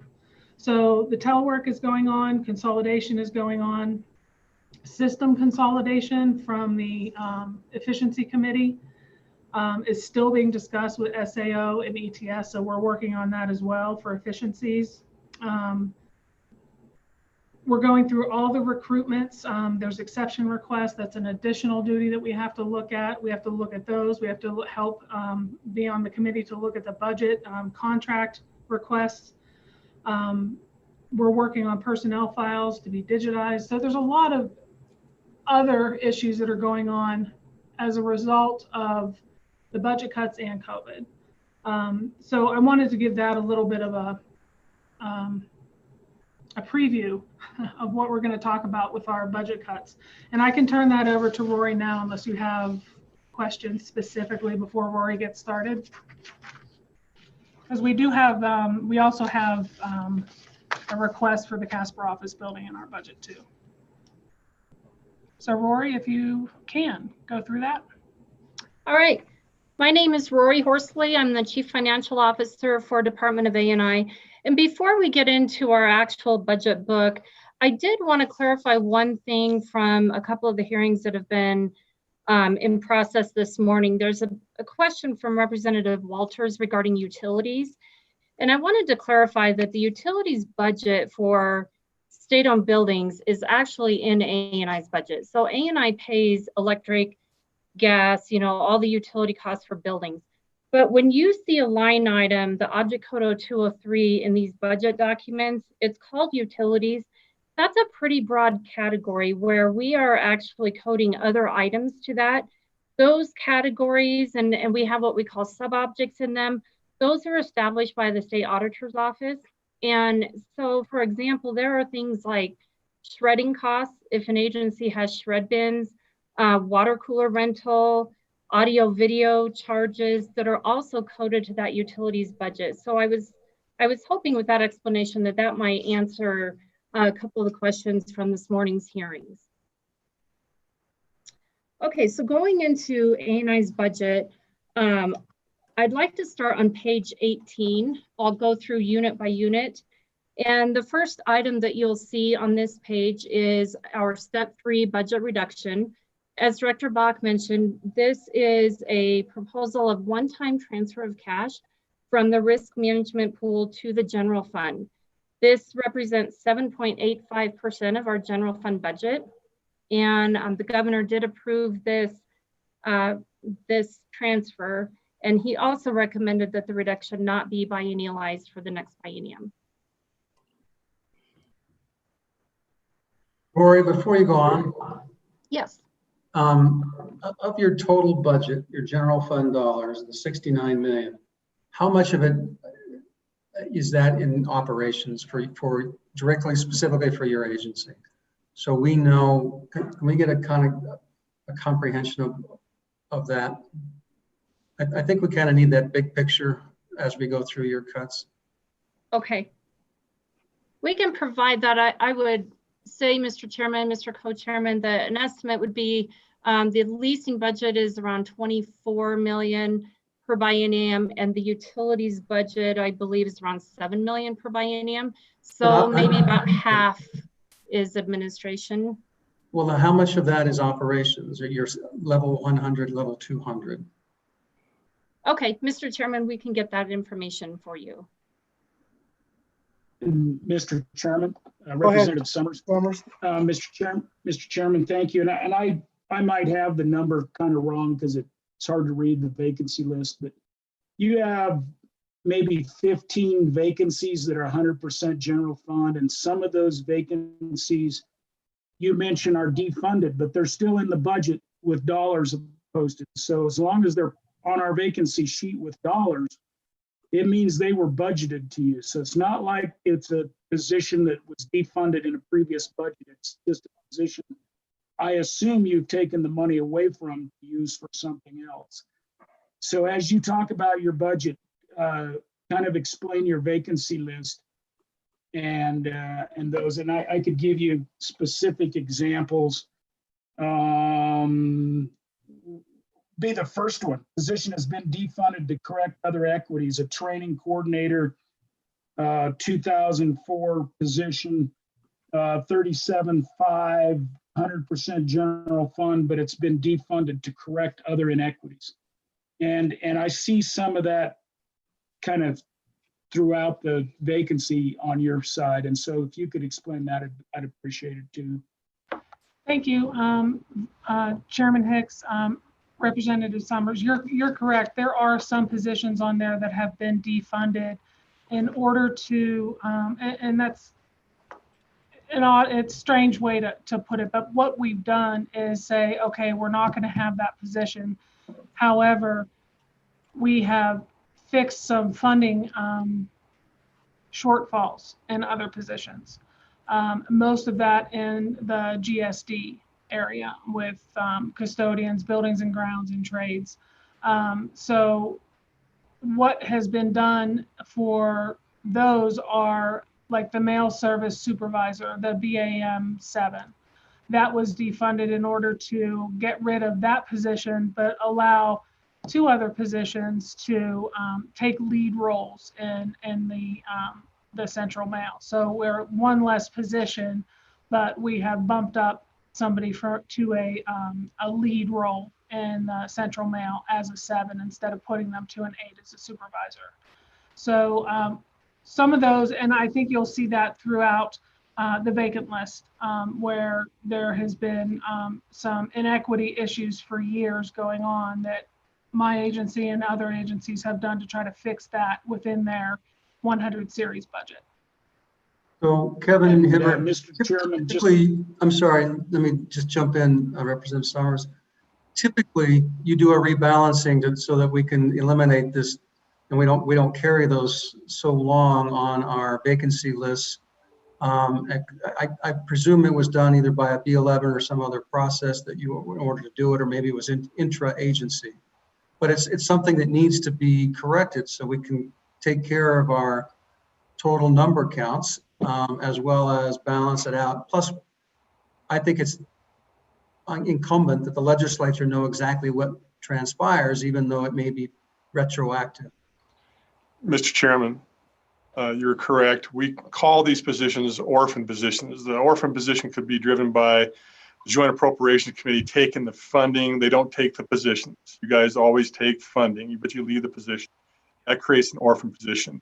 In Director Bach's case, she's created an orphan position because she's reallocated resources from one position to many positions and then created that orphan. Now, we do go through the regular process of identifying those orphan positions, and we have taken them out of the budget. In fact, in step 2, there was a sizable number of orphan positions that we captured. One of the things I'd like to point out is that when we're building the budget in a budget session and we're cutting vacant positions or we're cutting positions, the budget is the budget amount because that's how we establish the budget. In the supplemental, it's more challenging because there's these movements that have taken place. So what we look for on the vacancy list, and we get really charged up as we progress into markup, on the vacancy list, we like to see the agencies fully explain what that vacant amount is, how much remains, not just the budget amount. Because we are at risk if we just simply assume to cut the budget amount when perhaps that money has been allocated to some other position. So that's what I look for when I'm looking at that vacancy report, particularly in the supplemental budget process, to make sure that we don't make a mistake. But we do have a process in place where we capture those orphan positions. Mr. Chairman, Go ahead, Representative Summers. Mr. Chairman, thank you. And so Kevin, this is probably going to be for you. But what if we just go in and, we just go in and take those positions right now in this markup, in this budget, when we present it? You, in fact, will have to probably backtrack out of some of those contracts, or there will only be so much money left in some of those contracts. But in the end, the next biennium, you're going to have to right the ship because we've taken the money away. And so explain to me what happens if we do take this money away, because it looks to me like it's fair game.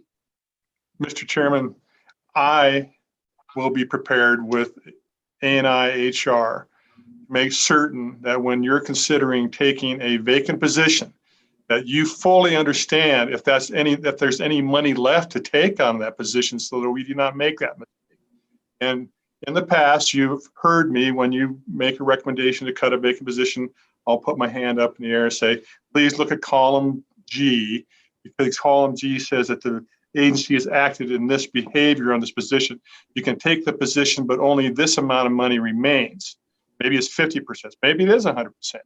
But we have to be very careful, particularly in a supplemental process, that we act in accordance to what the real amount that's remaining for a vacant position is in the agency, and then naturally it gets fixed in the iteration of the budget cycles.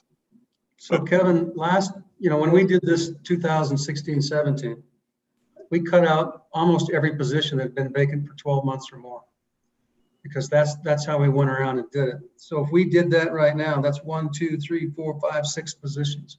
So can you answer that question because we're not going to have the opportunity. We're going to do round robin before you can address it.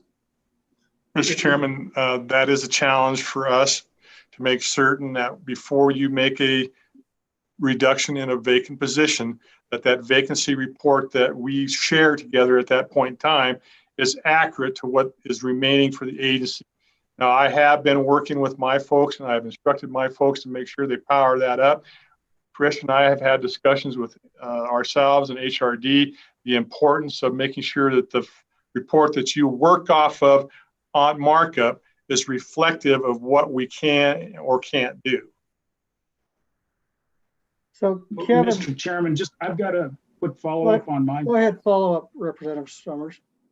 So, Mr. Chairman, thank you for the latitude. So, Kevin, I want to go back to my argument. I mean, we can cut it regardless, right? And you guys will have to sort it out. I mean, there may not be any money in that position at that point, but we can cut those dollars, and you're just going to have to figure out a way to handle it. Mr. Is Chairman, that accurate or inaccurate? Mr. Chairman, I humbly say that that is inaccurate. That would be irresponsible, particularly from my position, to allow you to assume that that position has that amount of money to cut and there's no harm's way involved. So I will do my very best to make sure that when we are in markup to say, this position is vacant and this position has X amount of money remaining on it, regardless of what the budget amount is. But you can't simply take the budget amount without putting us into harm's way. Now, And is so, this a Mr. limited Chairman, number?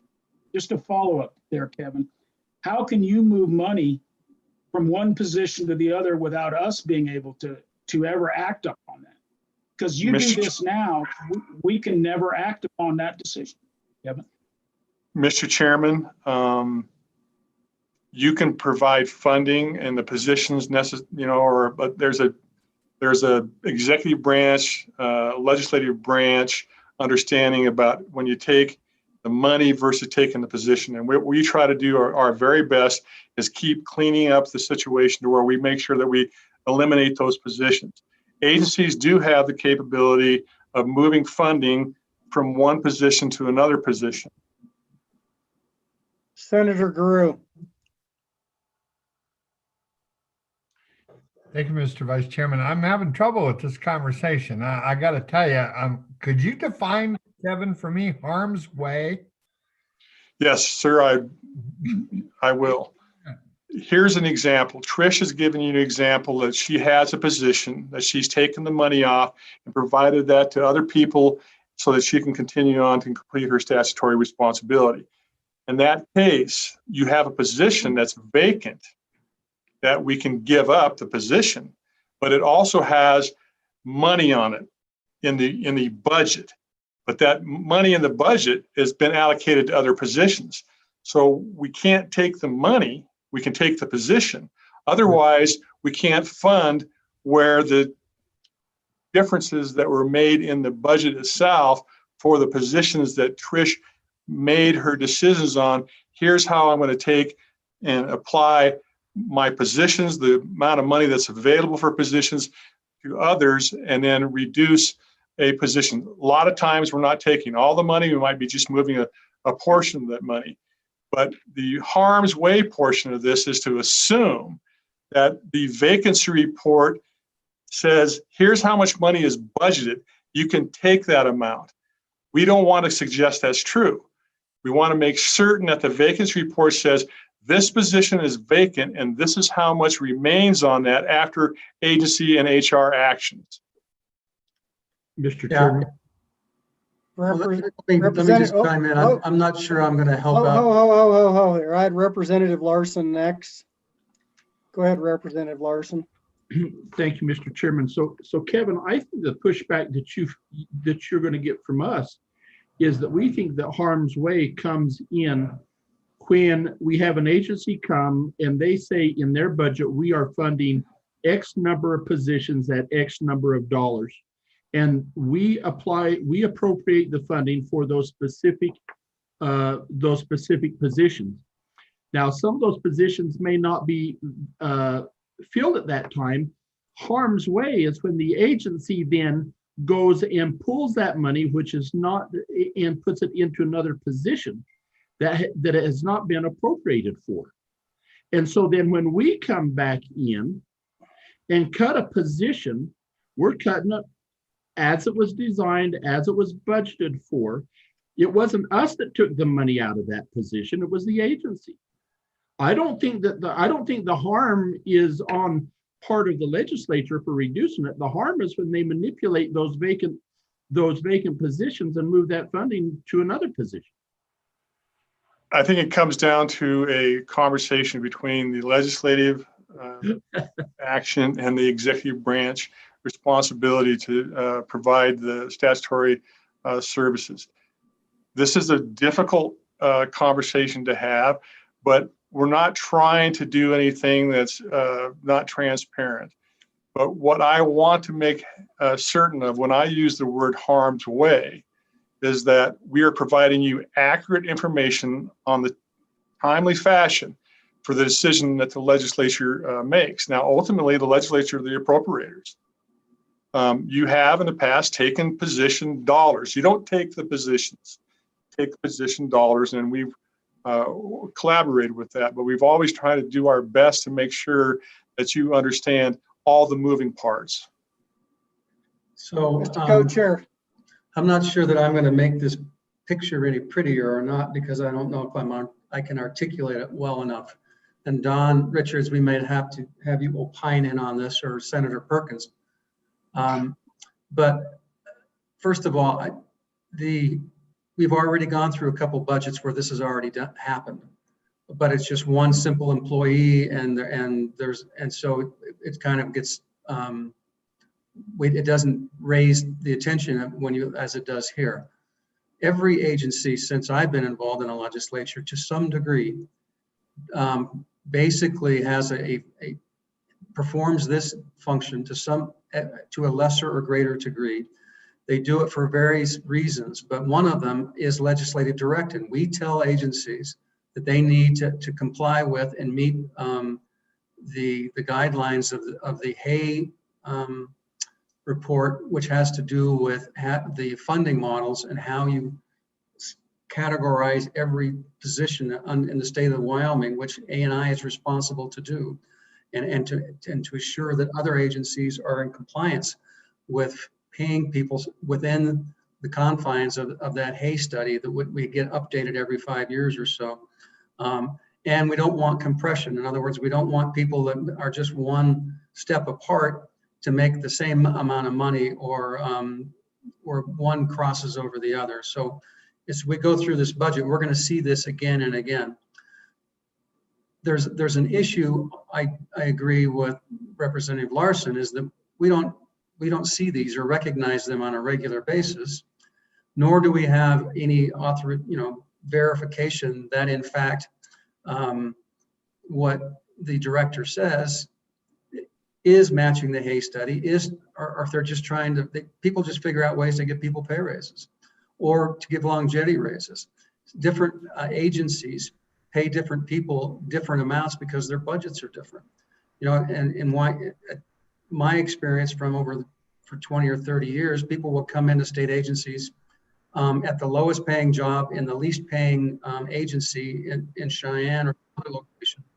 And then they move to another agency only because they're doing the same thing, but it's rated as a different step, or they're just being paid more because the spectrum within the Hay study is a bit different. So you have musical chairs.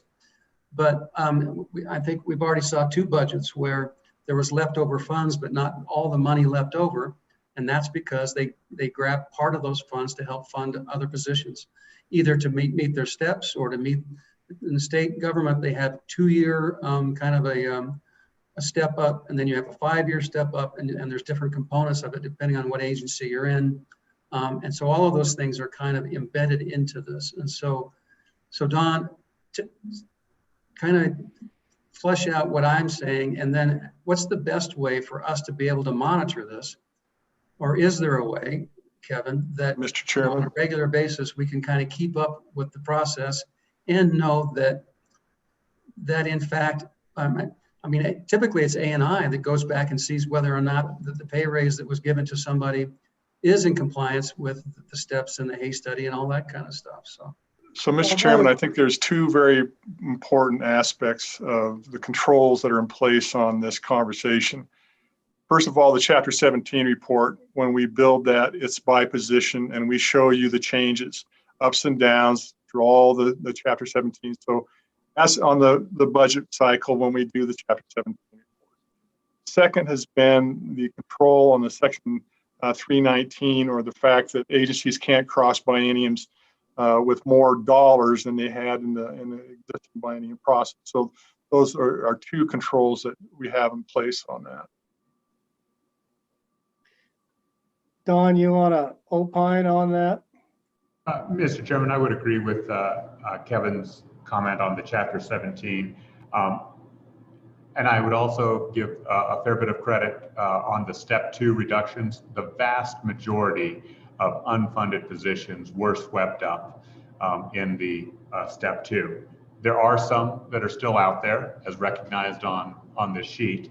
I think the vacancy position report is a useful tool and allows you to know what stage the vacant position is in, whether it has recently been filled, whether they're interviewing it, whether they're advertising it, and how much money is currently associated with the position. So going back to the first one, position 2004, funds have been removed from that position for other purposes, but they also show that the total amount available or remaining is $37.5 thousand.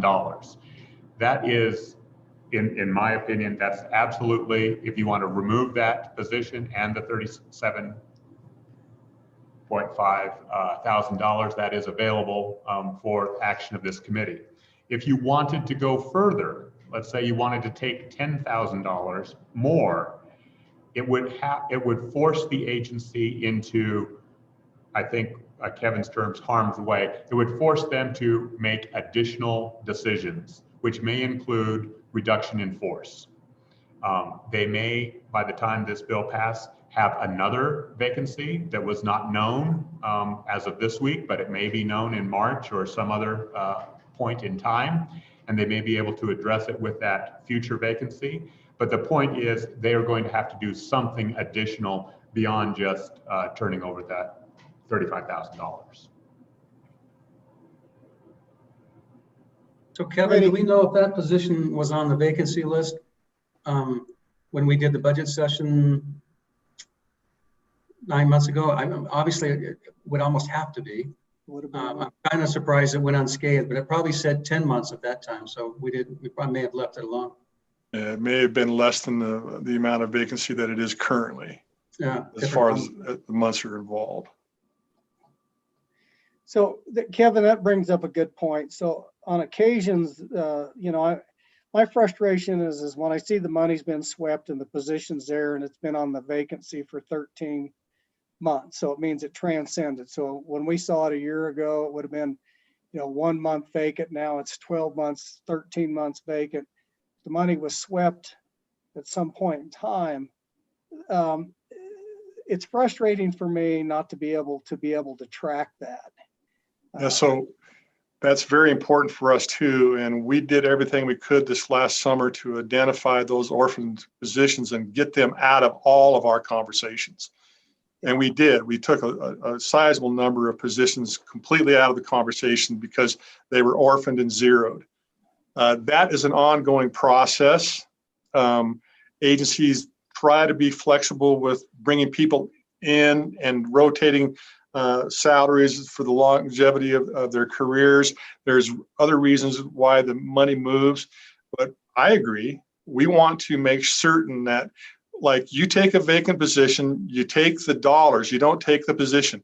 That leaves it up to me to follow up by putting that on our orphan list and getting it off the appropriation, because So the Kevin, legislature takes the money, but not the position.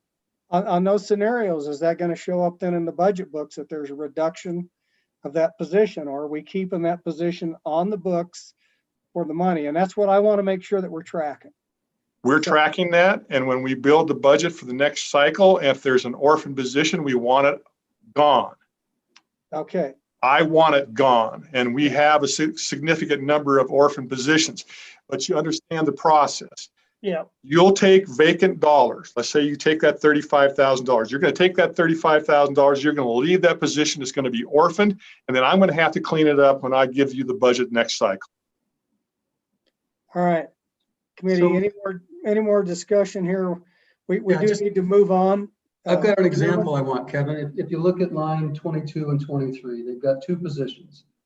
One's EGI and one's active recruitment, but it was open for 40 months and then 35 months. Those are the things you want cleaned up, I take it. Yes, you have to be sensitive to the funding source, the federal funds, the special revenue funds, but long term, those positions were associated with the school foundation intent to bring them on, to have them available for EGI, I believe. So they sat there. But I think that those are the ones that we're saying, okay, that's not going to happen. Let's get it off the books. If it does happen, we'll have to come back and address it at a later date. but I am motivated. It makes all of our jobs simpler to get this cleaned up. And like I said, we went to grand lengths during step 2 and identified orphan positions and got them out of here. And so I think to make this easier for us, Tricia, if you would walk through the general fund positions that are 12 months or more, and just tell us why we should not cut them. Thank you, Chairman and Co-Chairman Nicholas. The one thing I do want to just add, and I'm hesitant to even add it, but I do want to say that when agencies, and I think I can speak broadly because we do see who defunds and how this is going. Generally, why they're doing that is, for example, with the building and grounds, our turnover rate in ANI is 17.62. We have a workforce report that just was reported. So I can't remember who was asking. I think it was Representative Summers. It may not have been, but someone was asking the prior agencies on turnover rate. We have all of those numbers for each agency. I'm sorry, it was Senator Grew. Thank you. That's on our website on the 2020 workforce report. So it gives you a list of exactly where the agencies are in their turnover. Statewide average is about 17%. ANI falls right in there. And the cost of turnover. So it's probably not a surprise that we recruit probably every day. There's a recruitment out there for custodians. It's just how it is. Our turnover rate there is high. If we can bring them up from the minimum of the pay table and get them to 10% above the minimum of the pay table, so now they're making $12 an hour instead of 10, that helps our turnover rate and saves us money. So some of the defunding that you will see in my agency and others are to stop that turnover so that we can get somebody and keep them here. So when we can't keep them here because Wendy's is paying $15 an hour and we're only paying 12, generally that's where the Gsd Administrator looks at it and says, I can't keep people. I need to bump them up another $2 an hour. So I just wanted to kind of clarify that, and also to let you know about the workforce report. With our vacancy list, and I have my vacancy list up, I don't think it's the same as yours, and I will follow up if I don't have the same information. But the training coordinator that we have up here, which is the first one that you were talking about, if I remember correctly, and Erin Williams is on this call as well, she might be able to help. That position was originally in the ANI HR, local HR for ANI. It was a position that was given to HR from HRD 5 years ago. So when that person left that position was supposed to come back to HRD. One thing led to another. It didn't happen the way we wanted it to happen, so we defunded it and put the monies towards another position. And like Kevin said, there's approximately $35,000 left in that position. The senior accountant, the FIA CO8 position number 3542, that position was in the accounting, the director's office. It's still in the director's office, but now it is going to be a PIO person or a public information officer that we hired. So it didn't change out of the director's office budget, which is why we moved it around. Basically, what happened is we reclassified it from what would have been an FIA CO8, we reclassified it to a PIPR 9. Because that's what we need in the director's office versus another accountant. So the other one over 10 was the mail service supervisor. That position was vacated by an incumbent employee who retired. We did not refill that position. We actually took 2 of the positions, the current employees under that position, and made them leads. So instead of having a supervisor position over top, we allowed those 2 people to get a lead promotion, and that's what that's why that one is vacant. So can I ask you a question about that, Tricia? Absolutely. I mean, the efficiency study was saying that we've got too many leads and you need more. We got too many supervisors and not enough and you don't have that many people in the mail division. So basically, you just raise them up and kind of, on its face, it looks like you're kind of acting contrary to the efficiencies report, and you're just giving them pay raises. Actually, Chairman, Vice Chair, or Co-Chairman Nicholas, it's actually the opposite, because the span of control is very important to us. We do find that to be a very significant help in trying to get positions aligned properly. In this case, the General Service Administrator is the one who supervises them in the mailroom. So we got rid of an entire line of supervisors. They are not supervisors. They don't supervise the people below them. They are simply leads. So it actually helps our span of control. So is that position still vacant? That position for the mailroom supervisor is still vacant. And that is an example of a position that we are not going to fill. Okay, if you're not going to fill it, and it looks like there's $85,000 of general fund dollars there, is that something we can eliminate? Mr. Chairman, Mr. Co-Chairman, I want to clarify that the column that you're looking at with the 85,000, that's the amount of salary and benefits that was originally budgeted for that position. Right. So it's not necessarily what's left. Yeah, there's no money left in that. So can we eliminate the position? Yes. Is that the right thing to do? Yeah. Co-Chairman, yes. Mr. Chairman, the dynamic historically, and Don, you can help me out when I'm say this, is that the legislature deals with the money, and then we'll clean it up. Otherwise, we cross that boundary. Yeah, okay, I'm with you. What about the Senior Human Resources Associate? Oh, hold on there, Co-Chairman. Don? Mr. Chairman, we do reduce positions. We reduce the total count. So we don't reduce this particular position. So if you were to remove, just hypothetically, the training coordinator on line 15 at $37,000, we would take the $37,000 annual amount out, which was beginning July 1, 2021. And we would reduce the total budget or authorized positions from 205, I believe, down to 204. We would not identify this position.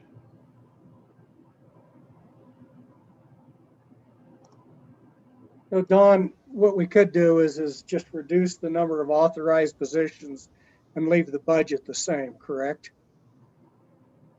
If in fact they had used the money someplace else, but we could still reduce the number of authorized positions. Would that be the way to do that if in fact they were utilizing the money someplace else, that we just reduce the number of authorized positions to reflect what's actually in the agency? Well, I would mention two things. Number one, I think that works very well in terms of these EGI positions because the money is entirely, first of all, it's other funds. Secondly, there's no appropriation associated with those unfunded positions. You could certainly reduce, hypothetically, those two EGI positions and reduce the total authorized positions from 205 down to 203.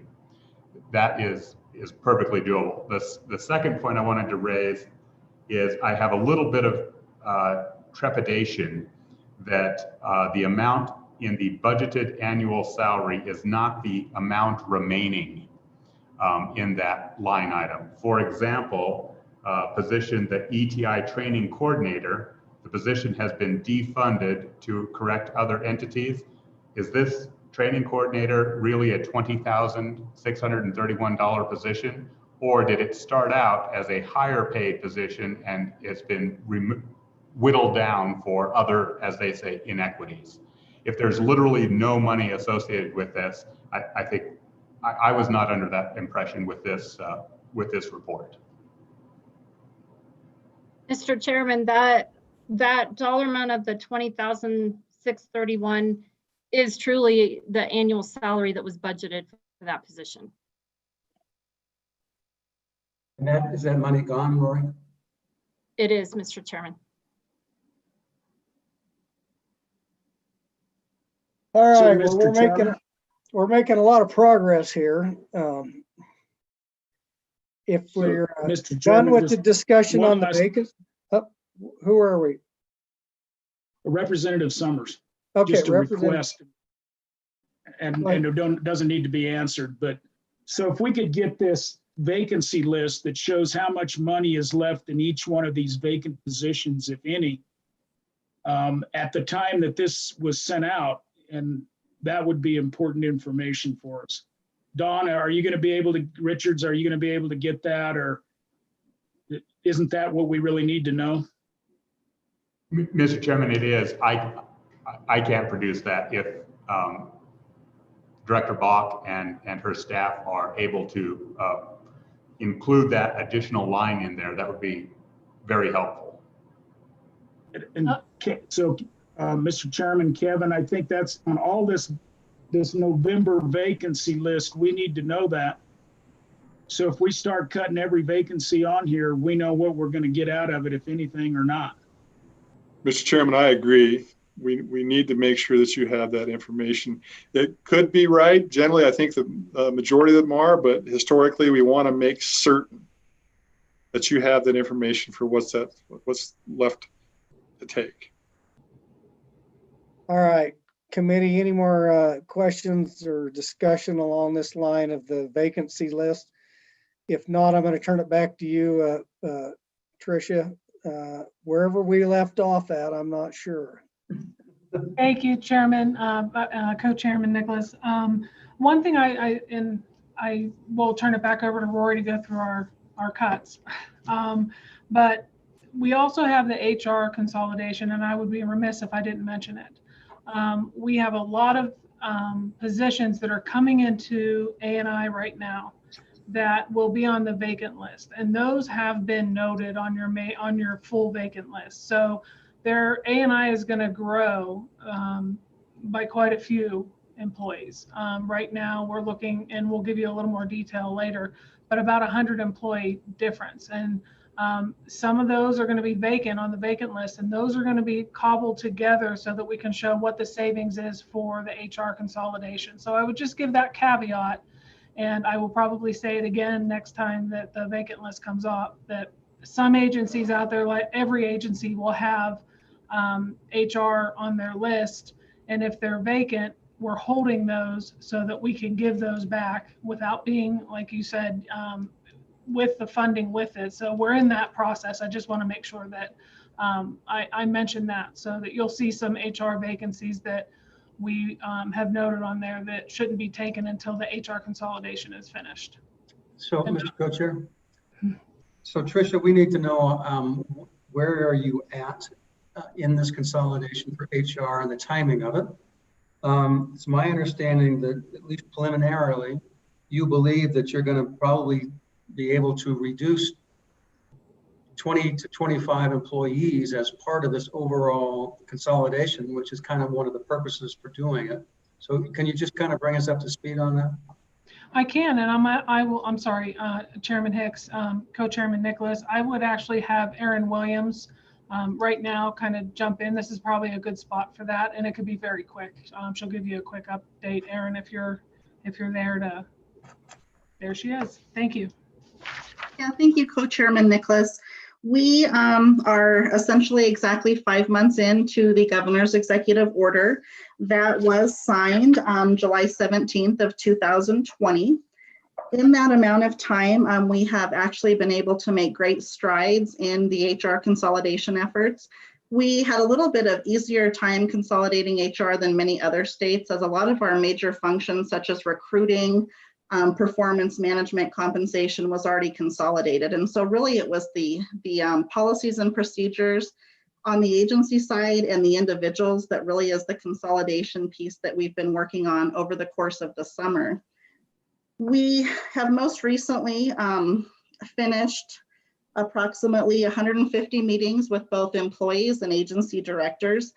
We wanted to do that initially so that we understood better the HR needs of each individual agency and how agencies were operating their HR function at the time, so that we had a better understanding of what was going on. As a part of that review, we found there were actually 140 employees that were engaging in some sort of HR function. So we reviewed the individuals and we set them into two groups. So those employees that were performing 50% or more of HR functions or 50% or less of HR functions. We have gone through that process throughout the course of the summer, and we have narrowed that number down to 86 individuals that will come up under A&I. The remaining positions, there's approximately 10 that are vacant that we've left vacant to be able to analyze and see if that's something that we can return to the legislature as part of our package on the cost savings portion of the consolidation effort.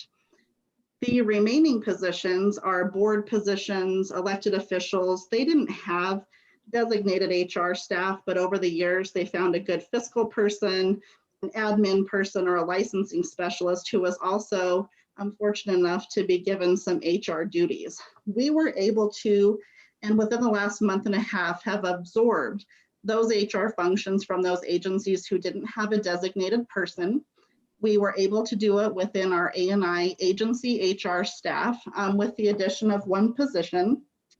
And so we have consolidated 34 agencies under one HR unit. That has added an additional 500 incumbents that our agency is now overseeing HR for. What that has been able to help us do is identify numerous efficiencies.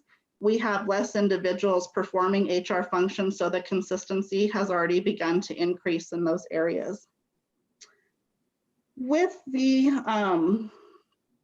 we have also been able to restructure some of our HR units. We have, half or more of the employees are out in the field, but more than half of our agency HR are located here in Cheyenne. And so what we have been able to do is restructure some of those HR units, bring some individuals who were maybe supervised by a district engineer or a warden in the correctional facility and bring those up under the HR office. And we've restructured some of those HR units already as well.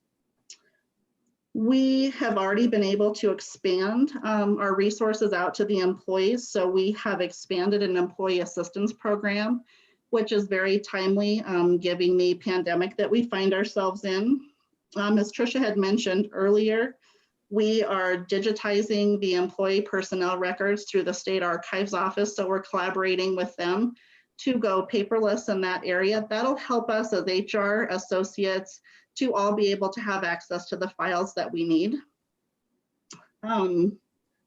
We have bi-monthly meetings with all of the HR staff. So we have 100 employee staff meetings where we're regularly working on policies, both internal to agencies and statewide, to ensure consistency is occurring. So we will discuss issues or errors that might have come up in those past couple of weeks, and we can address on a mass scale the ability to correct those errors. We also, in addition to that, have completed a 540-person trade study. So as Director Bach said, we annually like to go through an occupational group where we're experiencing high turnover and take a look at those and make sure we're paying our employees appropriately and classifying them. And with the staffing and the additional help, we've been able to complete that study as well. And so that's kind of a little update where we are at this point. And Co-Chairman Nicholas, did you have any specific questions? I just want to make sure that Kevin communicates with you so that when we do markup, we know on the list that we have that we don't interfere with the process and we understand it.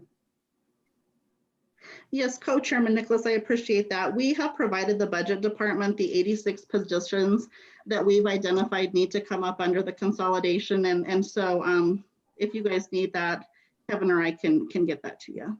Yeah, so Aaron and I both want to make sure that the HR consolidation is either eliminated from the vacancy report that you're receiving or clearly identified as they're in the process of being moved around. One of the things that would be helpful there, Kevin and Aaron, is when you show those 85 or 86 positions, whatever that number is if you'll show the agency they're coming out of and where those positions are currently located at. I think we want to look at that. We can do that, Vice Chairman Hicks. Thank you. Okay, Chairman Hicks, Co-Chairman Nicholas, I'll turn it back over to Rory. We will have a better update for you, budget-wise, savings-wise, how HR consolidation is looking this spring, hopefully prior to your meeting in the spring. So just wanted to make sure that you were aware that we would have more of the numbers available then and what the savings might be. And I'll turn it back over to Rory on our cuts. I think she left off just beginning with the leasing program. Correct. So, Mr. Chairman, if we could go to page 20 of our budget book, this is our step 2 budget reduction. It is a 10% budget reduction of our general fund in the amount of $6,911,912 from the leasing program. You've heard, I think, quite a bit about this over the past couple of months, and the governor did approve this reduction. Next. The next item is on page 23 of our budget book. This is part of our step 2 reduction, and this is actually part of what Director Hibbard was talking about earlier. This is the elimination of one vacant unfunded position from our facilities operations section of general services. And again, this was an approved reduction. Okay, next one. Next is on page 26. This is actually the first of a 2-part supplemental budget request that we have. This is in regards to the state office building that is currently under construction in Casper. That building is expected to be completed and ready for occupancy at the end of 2021 calendar year. And at that point in time, the building will transfer to A&I, and it will be our responsibility to maintain that building. So this supplemental request is a prorated request. It is for 7 months worth of estimated funding needed to hire a property manager for that building. We looked at a comparison of having full-time state employees up in Casper to maintain the building versus a property manager. And similar to the Rockwell building in Sheridan, a property manager seems to be the more effective way to maintain that building. So the request, $223,633, is for 7 months worth of a property manager to maintain that building. Mr. Chairman. Representative Walters, if I may. Representative Walters, then we'll go to Representative Summers. Thank you, Mr. Chairman. Ms. Horsley, my question starts here, but it goes back to your reduction in overall leasing. And so you say there will be 7 months of need for the maintenance on this building, certainly understandable. In the 6.9 million in leasing reductions, how much of that is coming from the leases that will be vacated for 7 months as those agencies move into this new Casper office building? Mr. Chairman, Representative Walters, actually none of the 6.9 is related to the leases that will be vacated. And the reason for that is that due to the timing of the completion of construction, the leasing manager is indicating there's still going to be a timing lag from when those leases expire and those agencies move into the building. And so it's expected that the reduction of leases in Casper will actually occur in the next biennium, that we won't be able to realize any savings in this biennium. And that's probably about $1.8 million a biennium in expected reduction that would occur in the 23 biennium leasing. Follow up, if I may. Go ahead. Yeah, go ahead, Representative. Thank you. Maybe not the full 1.8 value or 1.9 value per biennium in Casper, but would enough of it be available to be realized in those 7 months to cover these maintenance expenses, and then the expense on the next page that will, or in a couple pages, we'll review for that office building? Could we generate that roughly 500,000 that's going to be needed? And you may not have an answer to that today, but maybe you could talk to your leasing manager, and rather than using SIPA funds, could we use already allocated dollars that will revert out of those leases to pay for these increased expenses that are ultimately a cost savings into the future, but rather than using the SIPA dollars? So if you could get back to us on that, that'd be great. Sure, Mr. Chairman, we can do that. Mr. Chairman, thank you. And I guess my question is what if we, I mean, this is not a substantial amount of money in a large agency. So what if we just tell you we're not going to give you the money and you've got to absorb it within your agency to provide this service? So that's my question. So would you be able to handle this if we didn't give you the money? Vice Chairman Hicks and Representative Summers, I think part of the problem is the timing when the Casper office building comes on. Right now, it is scheduled that it'll be 7 months. It could be 1 month before the biennium is over, before it comes on. We are not quite sure when that's going to happen. So I would say that if we were able to get leases, terminate leases and get them into the Casper office building and save some money in that respect, we may be able to look at offsetting that. That is certainly something we would look at anyway. The problem is with construction, and I grew up in construction, I'm not sure when the Casper office building is going to be done and we're going to be able to time this. So that's part of the problem. Right now, that 1.8 million, and that's approximately the number, and it's also about 80,000 square feet in Casper that will be vacating and going into the Casper office building. So depending on when that timing happens, that is certainly something that we'll look at. I hesitate to say we'll be fine and we'll be able to cover it because our budgets have gotten very, very tight. And I'm not sure we would be able to cover that if we didn't get the leases, terminate the leases at that point. Representative Kenner, and then we'll go to Representative Stiff. Thank you, Mr. Chairman. So this is really a follow-up to Representative Walter's question about the reduction of the leasing, 6.9 million or something like that. So where did that come from? Where was the reductions, I guess, that led to that? Chairman Hicks, Representative Kenner, there are multiple leases. So right now that amount, that 6.9 million is either currently or just about to be taken out of our budget, and we have to come up with that. The majority of those are small leases, lots of small leases that are being moved around.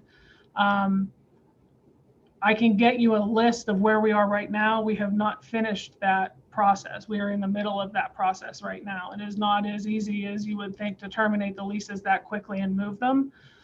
So we can get that information to the JC.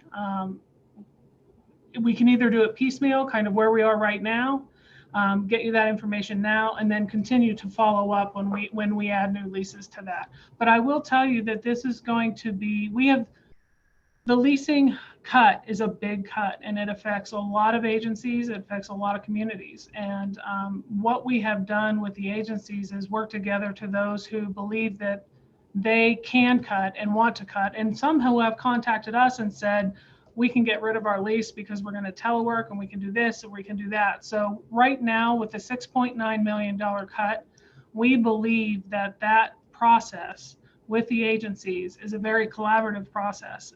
We have not had to come to the position to say you will leave this building even though you don't want to. So hopefully we don't have to get there. If we had more cuts, we probably would. We are also cognizant of the smaller communities where if we look at a lease in a small community, we want to make sure that the legislators know that we're talking about that lease. So we would continue to keep the individual legislators in contact. For example, and this is just an example, this is nothing that we're doing, but if you were looking at a small office in Shoshone, that's a big difference of getting rid of that lease versus one in Cheyenne. So those are the reasons we would like to keep you guys informed on that, but we are in the middle of the process. It's all moving very quickly, but we can get that list over to, usually I say Dawn because that's who I send everything to. So I will get that over to Dawn on where we are right now, and he can get that out to you.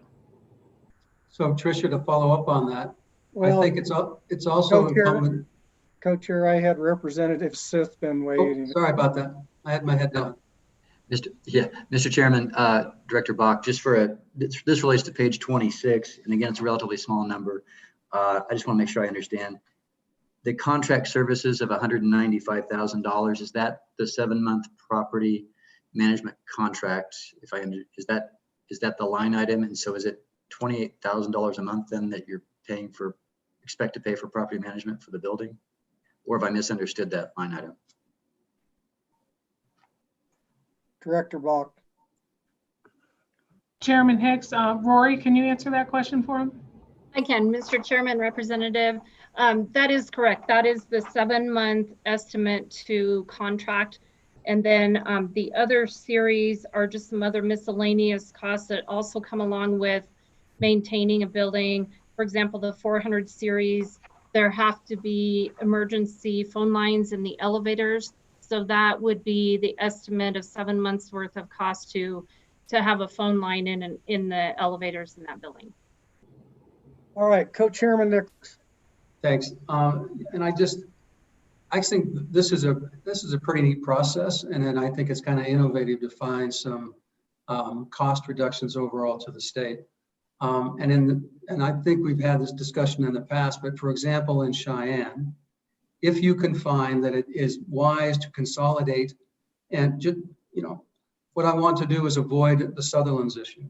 When there are buildings out there that we could purchase and do a cost-based analysis that we could put, say, all of Department of Health or all of DFS in one building, and then reduce the rents that we're currently in now, that's an analysis we need to do. And we haven't really been doing it in the past. And a lot of times the agency has just go out and do it. And they've kind of given a carte blanche on occasion to go into nicer facilities or broaden facilities or sign contracts with escalation clauses that there's no real review over. But for example, if we could have purchased the Jonah building for $6 million, with the size and square footage, we could have reduced our overall costs by close to $500,000 to $1 million a year by doing so. Those are the kind of things that we need to, and if we go into a recession in the next year or two, that's the time to do those kind of things. And so that's the innovative things that we like to see, and the idea that we're reducing space across the board it's a nice way to save money, and we can continue to save it. So I think it's a good deal. Chairman Hicks and Co-Chairman Nicholas, I would agree. One of the things that I talk about a lot in my office, because I look at it every day, is the old police station across from the Emerson building that I was not involved in when that was for sale. That was declined to buy. I'm still not sure why we didn't buy that building, but I agree, and we are looking at those things. All right, let's Rory, you want to go back and walk us through the rest of the budget? Mr. Chairman, yes, we're almost there. Page 28 is the second part of our supplemental request. This is the estimate of utilities costs that we would need for that Casper office building. Again, this is a 7-month estimate of $356,710. And page 32 is the final item of our supplemental budget book. This is the last part of our step 2 reductions. It is the elimination of an unfunded vacant position from the employees group insurance section. And that is everything in our supplemental budget book. All right, any more questions for A&I? Go ahead, Representative Schwartz. Thank you, Mr. Vice Chairman. I just want to make sure on the utilities and maybe the other piece of Casper, that's SIPA money, correct? Mr. Chairman, Representative Schwartz, that is correct. That is what the governor recommended funding those requests with. Thank you. Committee, any other questions for A&I? Co-Chairman Nicholas. Just a quick follow-up on that. I think we're going to need a breakdown of all the Casper components to it, because the numbers don't quite ring true. I think we need a better understanding of it before we act hastily. So I think that would be useful. And I think Representative Stiff's question is a good one. So we can further understand that number, because that doesn't make sense to me. So. All right, committee, any more questions? All right, Director Bach, you're out of the hot seat. Committee, we're going to take a 10-minute break here. We will reconvene at 4:10 or roughly 10 minutes from now. Thank you very much.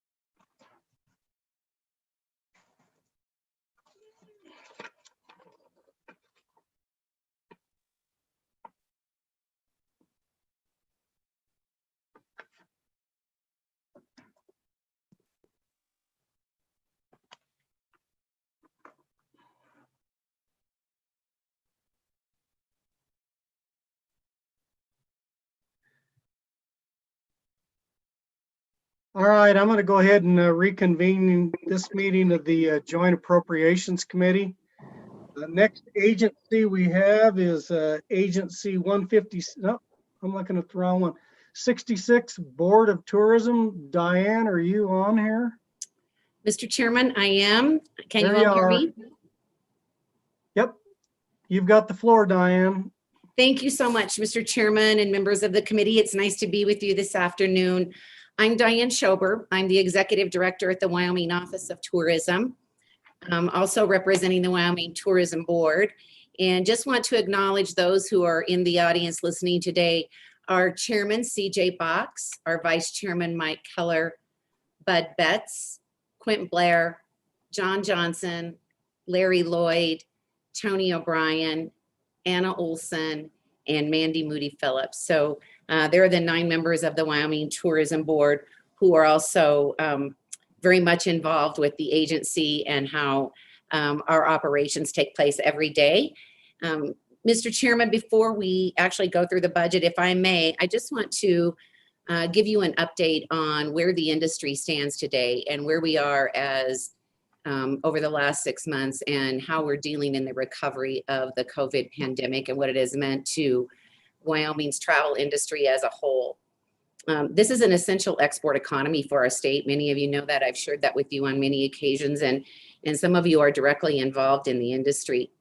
The residents and communities in our state rely on the economic benefits of this export economy.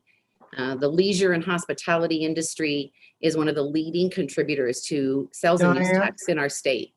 Yes? Yeah, I'd love for you to give us an update, but I think we all understand the importance of tourism in Wyoming, and we're running about 2 hours behind schedule.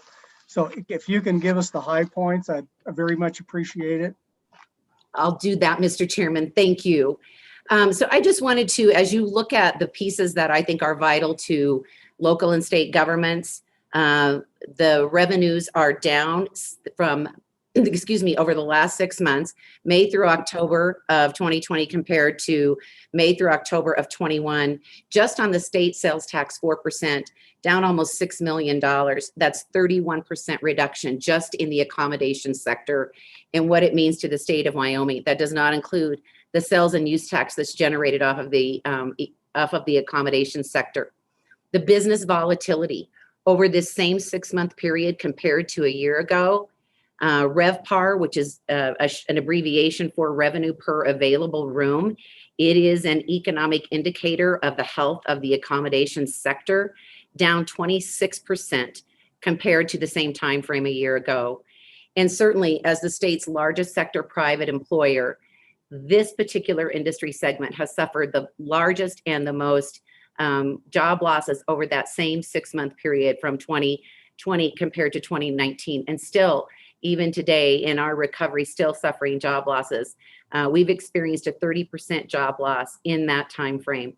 So it's just important that we understand that while Wyoming fared better than most states around us in the summer of 2020 for a tourism season, our tourism industry, the leisure and hospitality sector, is still really hurting from the pandemic. Certainly grateful for the visitors who were here this summer and what they were able to do, and for the marketing efforts that not only our office did, but with our destination partners and private sector partners across the state to assure that Wyoming did have visitation and that the effects of the pandemic were minimized by the volume of visitors that we had. So, Mr. Chairman, I think probably the easiest thing to do, and just having listened to how you've gone through with other agencies today, is if you start on page 9, you would see our step 2 proposed reductions in the amount of $2,650,000. And then in our step 3 reductions, proposing $1,509,964. That's on page 10.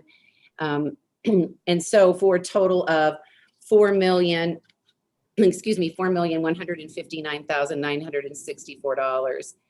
That is representative of $3.4 million from our 900 series and $707,000 from the 200 series. Unlike some agencies in state government, we are, the majority of our budget is dedicated in 900 series to outreach. That's about 83% of our budget is dedicated indirect outreach, doing sales and marketing efforts to drive the visitor economy for Wyoming. And as we looked at the proposed reductions that we would need to make, this is one unit. Relatively speaking, it's a small agency. It's less than 1% of the overall general fund appropriation in state government. And when we look at this, every cut that we make will affect something else that we're doing within a bigger, broader marketing strategy. And so we started planning and looking at these reductions in May and June, ready to being prepared for what would happen as the biennium started, knowing what the impacts were, not only what that our industry was facing, but Wyoming as a whole.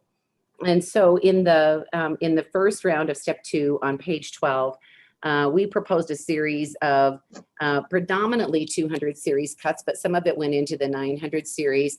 And it was to reduce some of our training for familiarization tours for welcome centers. That's not just for the Wyoming Office of Tourism staff, but for other destinations across the state so that we can do cross promotions. We also made a reduction in our cowboy marketing program. Certainly, we've always had a strong presence and do a big Team Wyoming celebration during the National Finals Rodeo. We did not do any of that. We reduced our sponsorships for our Team Wyoming by 10% and 50% in rodeo sponsorships. The one area that we didn't change on this was the college rodeo teams, and that would just have been taking money from one place of state government to another. And so we kept the college rodeo sponsorships intact. And then we also, within this, had looked at some small reductions in research and analytics, which help guide our strategic decisions. And then also reductions in, in our postage and freight by 23%. And so the first impact, or the step 1 and step 2, priority 1, came to a total of $189,960. As everything that I will share with you today, when we talk about these reductions, they're all related to what a visitor spends when they're here. And I mentioned the export economy.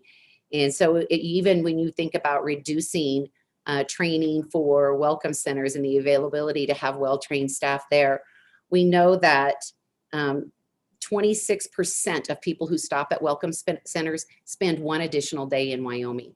And so it's important to have a well-trained staff so that we can actually enhance the economic benefit of these non-resident travelers.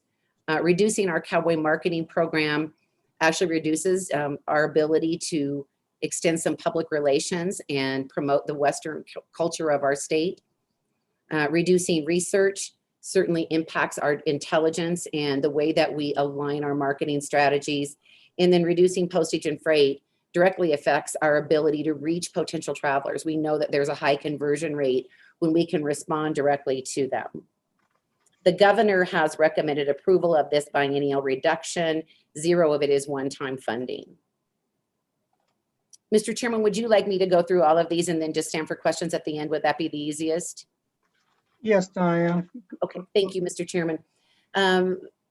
Priority number 2 under step 2, reducing in and out of state travel, pages 13 and 14 of our budget, totaling $240,000. The majority of this is in our direct sales efforts. In the travel industry, just like any other industry, there are wholesalers and operators and people who will represent you. And all of our direct sales efforts are done in travel trade, whether it's domestic or internationally, and also through public relations. Everything that we do is done through direct to the wholesaler. Without having those abilities with international travel this year, there are no group travel, package travel operating in the summer of 2020. We were able to see some immediate savings. We also reduced our in-state travel, which in turn has affected our ability to meet directly with our constituents. But what you see here is a reduction in travel on the biennium of $240,000. Now, in the short term, that doesn't have much of an impact today in 2020, because as I said, the international markets are closed. We're keeping a small presence there with just maintaining relationships with those wholesalers and operators who in the past have delivered the most visitors to Wyoming. But this is an important segment. In the U.S., package travel for gateway communities, there's a hotel on the east side of Yellowstone that does over 50% of their business all summer long through group travel. That's either through motor coach, package travel, or the foreign independent traveler. And certainly, as we know, these are really high quality travelers. They spend more per day than some other domestic travelers. And so it's really important that when these markets open, that we would maybe be able to have a way to restore our efforts in international development. And as I said, we also do it domestically. So we represent the state of Wyoming and partners across the state. It shows like the American Bus Association, the National Tour Association.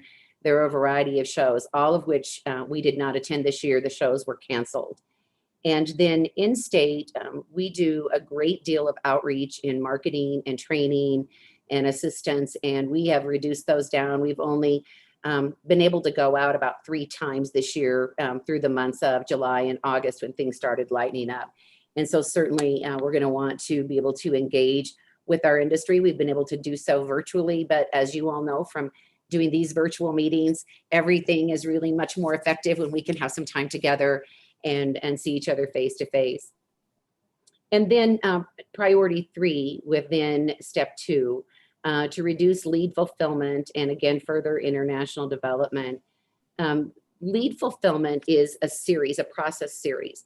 When you're running advertising, marketing, direct sales, what you're doing is you're wanting to generate qualified leads, meaning a lead is a potential traveler or a potential wholesaler or operator who's going to book a great deal of travel in Wyoming. When you have a qualified lead, the conversion of them actually coming is really, really high. And so this is just another example of how we have to cut back in marketing. There are expenses to a consumer or a wholesaler coming to any one of our platforms needing additional information. And so this has a ripple effect from the ad campaign to the ability to respond directly to the traveling consumer, the potential traveler. And also it affects our ability to represent partners, private sector businesses, lodging tax boards, large and small, all across the state. Many of them buy into co-op programs with us for lead fulfillment. We haven't eliminated lead fulfillment, but we reduced it by 34%. And then the last part is just in some other efforts with the Great American West. That is a 5-state cooperative: Wyoming, Montana, Idaho, North and South Dakota. And these are further in our communication and professional services for reductions in those areas. In the narrative on page 15 and onto page 16, we actually have studies and do an analysis of Wyoming's share of not only our marketing efforts, but how many rooms we book and the value of those rooms. And so when you even think about like economic or international travel, and that represents 112.4 million in visitor spending per biennium that we are forsaking by not having this international travelers coming in and out of Wyoming. Of those, the governor has accepted the approval of the biennial reduction, and none of these have been one-time funding. And then priority 4 and step 2 is the public relations and advertising. And as I said, when you're an agency that is 73% of our funding is in the advertising agency contract, right around 85% of our funding is in our 900 series. And so when you're looking at making reductions of 10% or 15% or 20%, you look at where you can make cuts first, because this is really the sacred cow of being able to get the Wyoming message out there, even in a time of a pandemic, and assure that there is travel to Wyoming and that our communities and our residents benefit. And so from that, lastly, in this, we are proposed a reduction of $1,956,040. We know and have shared with you the purpose of a marketing campaign is to drive incremental travel. That's the travel above and beyond what a base level of travel is.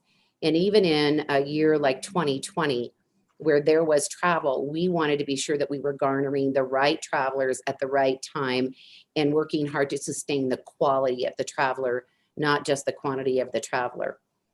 For every $10 that are spent on this marketing campaign that you fund through the general fund directly to this has generated incrementally $10 million in incremental state sales tax. And so when you are looking at a reduction such as this, 1 million, excuse me, 1.9 million, you're looking at the possibility of 19.6 reduction over the biennium in travel generated sales tax. This is, the governor accepted the approval of this biennial reduction. It is his recommendation, and zero of it is one-time funding. Moving into step 3, this essentially, we went through and looked at the 200 series, where else we felt we could make cuts and still be able to operate within other elements of our marketing campaign and our marketing strategy. We made reductions to communications and freight, some registration and conference fees, mostly associated with our reduction in direct sales efforts, some advertising and promotion, a little bit of what is left of out-of-state travel. We reverted our permanently assigned vehicle, some miscellaneous office supplies, printing, and then rentals and leases, mostly associated with trade show backdrops and other equipment needed at trade shows. And those accounted for $351,976.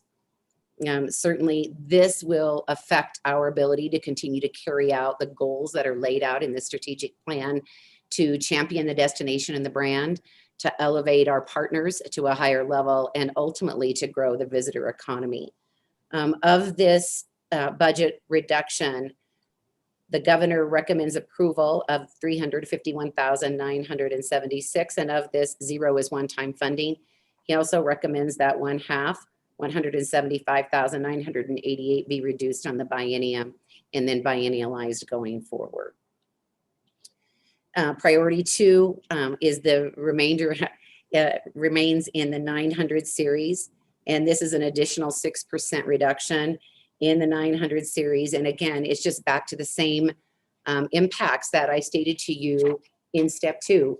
When you're looking at making these kinds of dollar volumes to hit these marks to support what the state needs in terms of reductions, you have to go into some of the things that really can return the greatest opportunity for not only the state of Wyoming, but for the local communities, city and county governments as well as businesses across the state and employees across the state. This is a recommendation of $1,157,988. If accepted, this would equate to a loss of $11.6 million in travel generated sales tax, just in the 4% of the state sales tax over the biennium, not including other sales and use tax. And the governor has recommended acceptance of this. Zero is one-time funding, but he recommends that one half be reduced this biennium and be biennialized going forward. So, Mr. Chairman, that concludes our reductions as we have it. I do have a couple of things that I do want to share with you very quickly on some good news that's going on in government. Many times when we have these conversations, we don't always get to go through and talk about the good things that are happening. But I want to share with you some of the synergies that we've been working on. The Wyoming Office of Tourism, along with the Wyoming Business Council and the Wyoming Department of Workforce Services, launched a campaign in the fall of this year called Why Relocate, building on the That's Why brand platform. It was geared and targeted to corporate relocations and remote worker relocations. We pooled our resources and ran an 8-week flight of media, and received in that short time over 3,000, I think it was 3,214 qualified leads. That is people coming to not just to look at to land on a website or a landing page, but people who filled out forms that would say, I'm interested in moving my business to Wyoming. I am interested in moving there. And the reason why we teamed up together is because we wanted to make sure that we were leading with a lifestyle, a Wyoming lifestyle, and that certainly sits within the tourism assets. We look forward to continuing these kinds of programs together. And certainly I know that when you speak to the Business Council, that their CEO, Josh Durrell, will give you more information, and Director Cooley too. But it was just a really exciting thing that we did together, and we're really proud of the work that came of that. I'll be sending you as a follow-up some of the creative so that you can see it. Another exciting project that we've been working on for a little over a year now is with the Wyoming Division of State Parks and the Outdoor Recreation Office on a wonder map. And that map will be an interactive map. It was funded through the Division of State Parks, but the Wyoming Office of Tourism has put about $65,000 worth of infrastructure, digital and technical infrastructure, so that it can be there. And as we're running ad campaigns, we can drive more eyeballs to that particular interactive map. And we look forward to sharing it with you as soon as it gets ready to launch. It's almost ready to be in beta phase. And so I'm sure that Director Westby will be sharing more of that with you when he speaks to you later this week. And then just lastly, what this agency has been able to do in terms of providing outreach to our communities across the state through distribution of CARES funds. We applied for and received through the governor's office $5 million for DMO relief fund. And essentially it was set up to provide economic relief to lead in the recovery of each of our communities across the state. In Wyoming, there are 26 lodging tax boards, either through a city or through county governments. 25 of those lodging tax boards took advantage of these DMO CARES funds. The only one that didn't was Cokeville. And we tried, but every county across the state, at least a municipality or the entire county, took advantage. We distributed out of that fund $4,969,256, leaving right around $30,000 in there. And so we were excited to be able to do that on behalf of our industry. We also requested and received $880,850 for PPE. We took possession of, we got $481,000 and took possession of 880,850 masks, disposable masks, that were distributed to Welcome Center, information centers, and across the state of Wyoming. And so nearly every community in Wyoming benefited from that as well.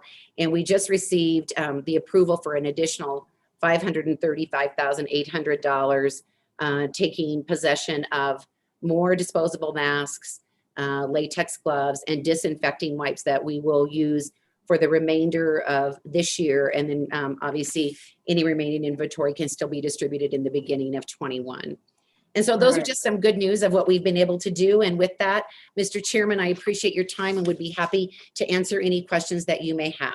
Representative Schwartz. Thank you, Mr. Chairman. And thank you, Diane. So looking at some of your reductions, and you talk about trade shows, face-to-face meetings, and also the relationship that has to international travel, which a lot of it is tour buses. And I'm just curious what your projections are, both for what you're going to do going to meetings in 2021, and having seen what happened to the tour buses in 2020, what are your projections on that for 2021? Mr. Chairman and Representative Schwartz, thank you for that question. So 21, very optimistic for domestic individual consumer travelers. Certainly with the, the promise of a vaccine around the corner, and still, some individual travel will be doing well. The travel trade as it relates to domestic, I believe we'll start to see an uptick in motor coach travel, only because airlines have been able to do it with HIPAA filters and high level environmental air filtration systems within aircrafts, and it would be the same in a motor coach. Motor coaches You're not even really necessarily on those coaches as long. You may have more frequent breaks. And so the industry is working very hard to meet the same criteria that the airline industry did. So we're hopeful that we may see some of that rebound in 21, but certainly probably not as much in 22. We should be back. International, there's pent up demand. The demand is there, and it will be predominantly for the foreign independent traveler, and it will just depend on the release of this vaccine, if it's widespread, and certainly widespread testing. I think our industry, our travel industry, needs to be able to have real-time testing.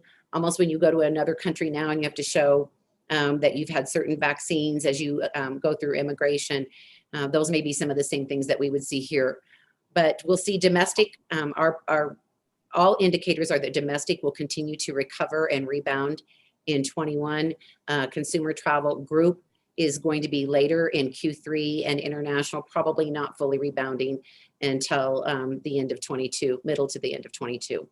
Places like Wyoming should be first on the list though, for the pent up demand. I mean, still the great outdoors and rural areas will recover much more quickly than urban areas do. Oh, Mr. Chair. Go ahead, and then we'll go to Representative Summers.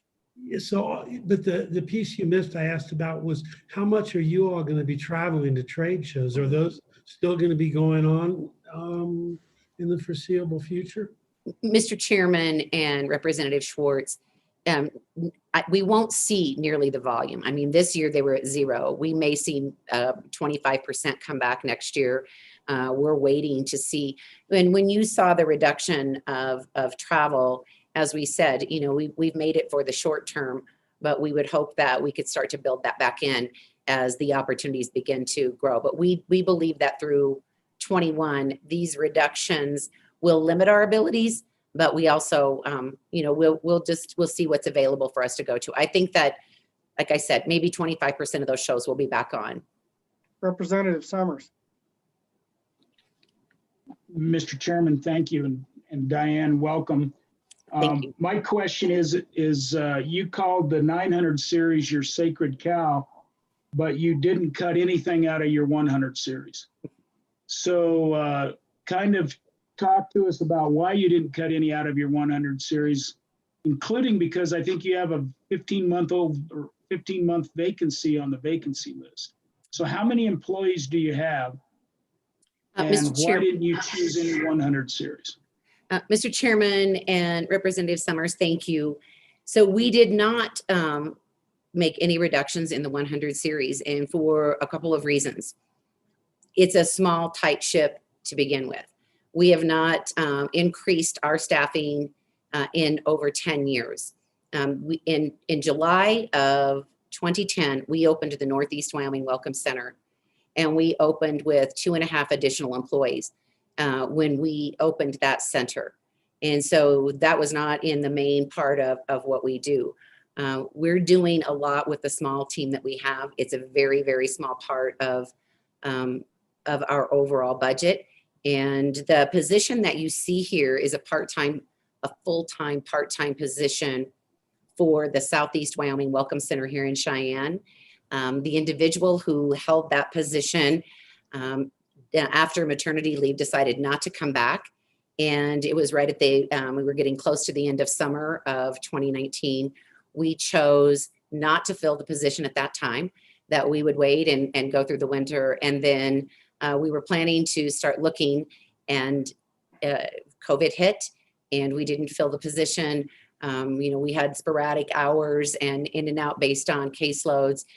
We do plan to be at full operation in our welcome centers in the summer of 21, pending no other severe outbreaks with this virus. And that's why the position is still there at 15 months. Follow up, Mr. Chairman. Go ahead. Follow up. Thank you, Mr. Chairman. So actually, Diane, unless I'm looking at your budget incorrectly, your 100 series makes up 20% of your budget, which is not a insignificant amount. And then the other question I had that it's not on here because I think the kind of agency you are, what is your employee count?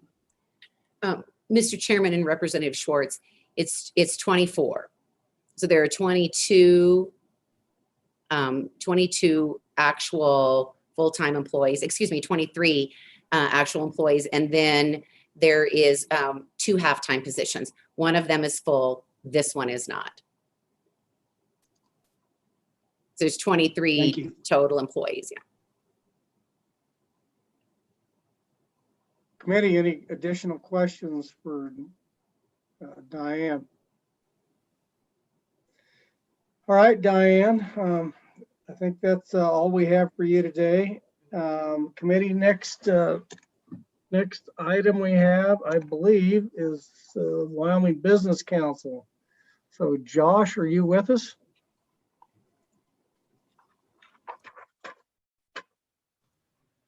Josh, the floor is yours if you want to walk us through your budget. Well, thank you, Vice Chairman Hicks and committee. Thank you for your time today. I'm looking forward to this. You know, when I came aboard in February, the message was really loud and clear that the Business Council is going to have to do more with less. And this is something I faced many times in my work in private business. And frankly, each time that this has occurred, we're better off because of the challenges.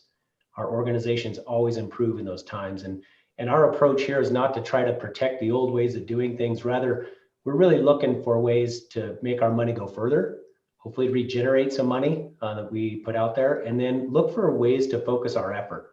And I know that this committee, based on talking with my staff and with others, has pushed us to do that in the past. Our first moves were to begin focusing our efforts on programs that didn't support our refreshed strategic plan, which meant looking really critically at those that didn't align or provide the bang for the buck that we all need. This effort was underway before we were asked to do the step 2 budget reductions, because as resources decrease in your organization, which they have over the past few years, you've got to take a few things off the plate so you aren't spread thin.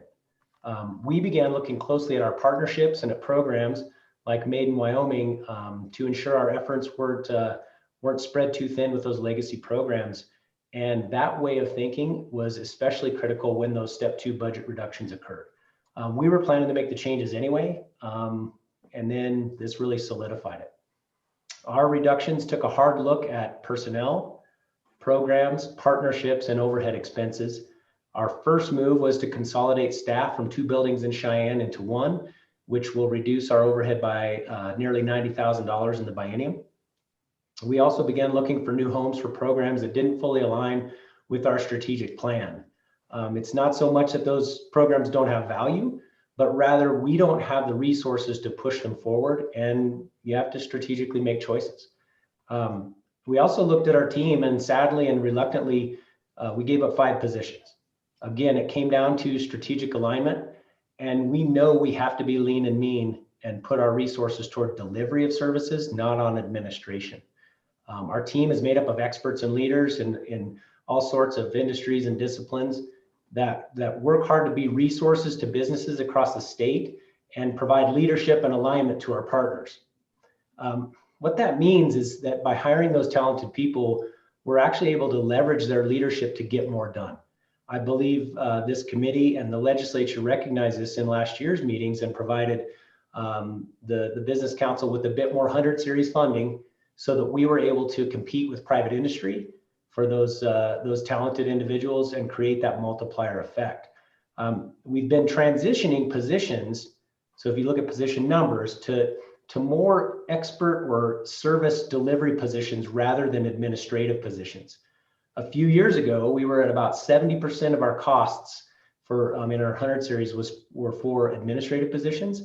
And today we flipped it to only 30% administrative, meaning that a full 70% of it is now focused on delivery of services, which again, in a lean and mean organization, that's the key. And I think for what the state needs today, it's really key. And when we hire personnel at the Business Council, the state doesn't just get that services of that person, but also the services of many more people in the communities across the state. And I think what we have is we have a team of those of leaders who can activate partners, activate community members, activate people throughout the state for economic development. And Over the past year, we've been able to add 8 new talented individuals that are bolstering an already solid team. And the reality is we're 1 deep at each position, meaning that losing people means losing the ability to deliver services. We don't have a deep bench, if you will. And then all of this isn't just about being lean. It's really about focusing on helping businesses and communities grow. And we've heeded your previous advice and have narrowed our focus to give grants and loans to projects that actually have the most impact on our bottom line as a state, which is measured in good jobs for Wyomingites. Our March board meeting sent a strong signal about how we would view projects and that we're focused on using our limited resources to fund primary employers that provide good jobs and projects that leverage other sources of funding. Again, we're doing our best to listen to you and look for ways to leverage our funds, not simply spend them. And while over the last 8 months or so, as all these changes have been occurring at the Business Council, we've leveraged our talented staff to lead 5 business relief programs, Connect Wyoming and the Energy Rebound Program from CARES Act funding. And our teams helped deliver a little over $450 million to communities across the state for over about, over 7,100 businesses. I'm not saying all this to complain or beat our chest. Rather, our attitude is that these challenges are opportunities to improve the services that we deliver and our leadership throughout the state. And I think our ability to do more with less has actually been enhanced this year. And we're looking forward to the continued partnership and frankly, the challenges from this committee, because it really does make us better. Mr. Vice Chairman, I'd like to turn it over now to Amy Grenfell, our Chief Operating Officer, to go through the specifics of our budget reductions. And I just appreciate everyone's time and efforts today. Thank you. Amy, the floor is yours. Thank you so much, Mr. Chairman. Thank you, Josh. So looking at the budget book, if you start on page 3, this is a summary of our budget. And just as a reminder, we do have 3 separate budget units within the Wyoming Business Council budget. What you're seeing on page 3, though, is a summary of all 3 of those units. And our step 2 budget reductions took a full 10% budget reduction off of our general fund budget of $40.6 million. You'll also notice on this page that we did not submit a supplemental budget request. A couple of things on our step 2 budget reduction. We did have a reduction in our 100 series, as Josh mentioned, and that reduction was a 9% reduction. We had a non-payroll reduction in our unit 100 of 7%. Our economic diversification saw a reduction of 7% as well. And unfortunately, our Business Ready Community program, which is the Investment Ready Communities budget, unit 1600 saw a budget reduction of 11.6%. Those budget reductions totaled $4,064,024. Mr. Chairman, would you like for me to walk through the details of the step 2 budget reduction? Please, Amy. Okay, so please go to page 9 of your budget book. Page 9 of your budget book will actually detail the individual step 2 budget reductions that were made. And you can see that these budget reductions, again, are across all 3 of our budget units. And they took place in the 600 series, the 200 series, the 900 series, and our 100 series. So they were across the board cuts. And as Josh mentioned, they were very strategic cuts and very thoughtful cuts. If we go ahead and start on our first unit, starting on page 10, you will see the Wyoming Business Council Budget Division, and the reductions in this area are focused on a few different areas. So the Wyoming Business Council Unit 100, or Division number 100, is actually our payroll and our non-payroll budget. And so some of the budget reductions that were recommended, we did recommend a reduction in the Wyoming Women's Council budget of $55,210, or $910, my apologies. You were seeing this split into a couple of different areas on your budget. You were seeing it split into the 200 series as well as the 600, as well as the 900 series. So it's split up a little bit. You're not seeing it in total on this sheet. but it is a total of $55,910.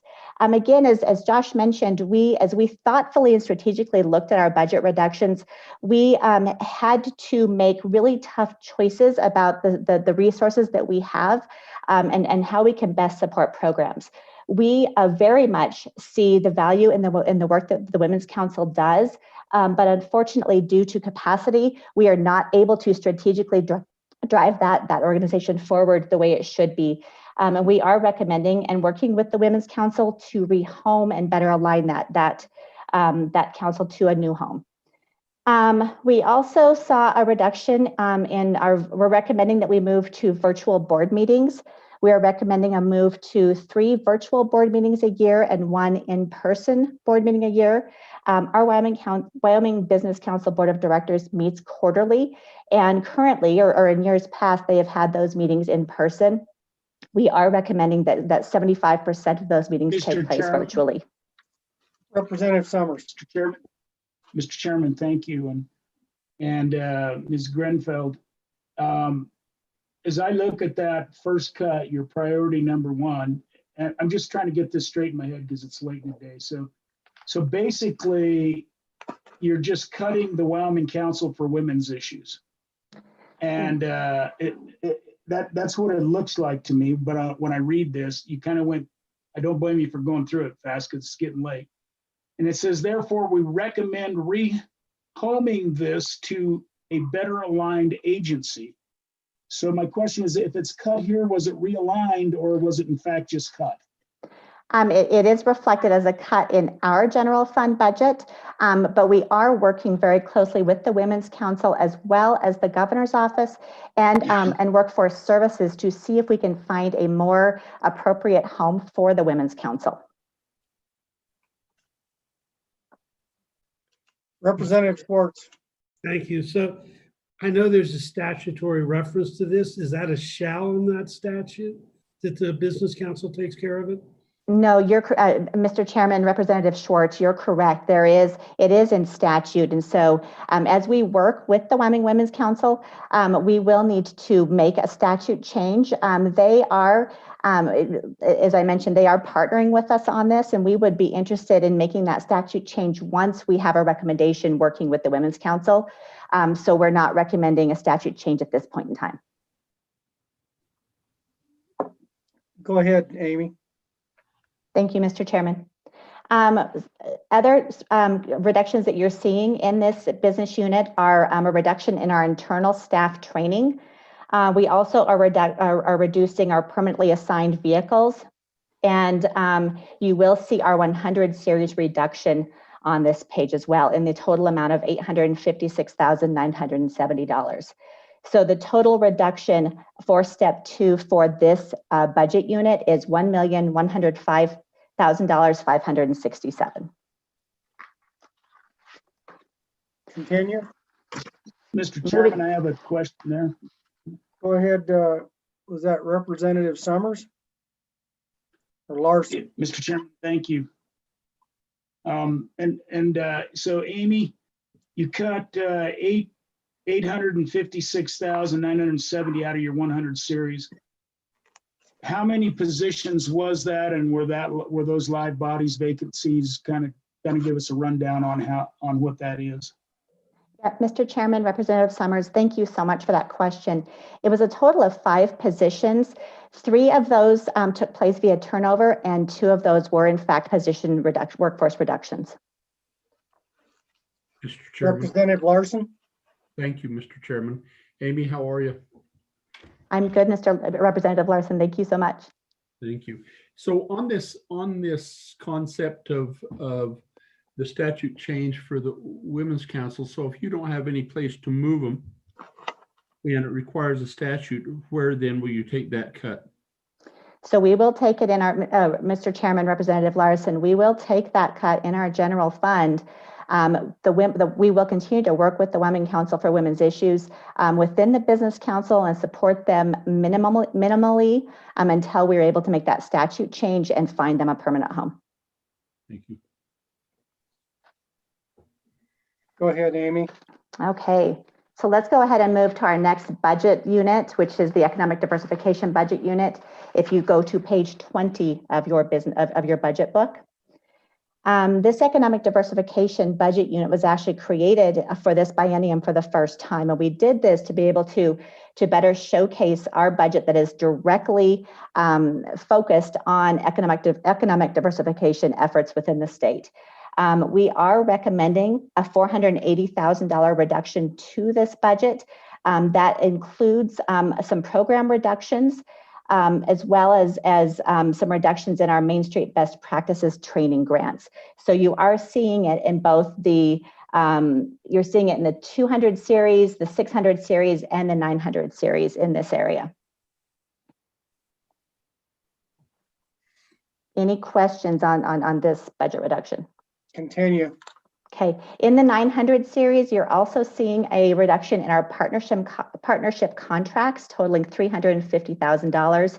Across the board, we work with a number of different partners.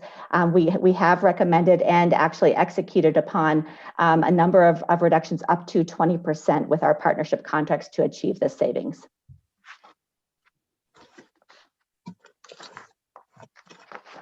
And finally, our third budget unit is the Investment Ready Community Unit. If you go to page 25 of your budget book, you will see that we have recommended a $2,478,457 reduction to the Investment Ready Community Unit, which is better known as the Business Ready Community Program.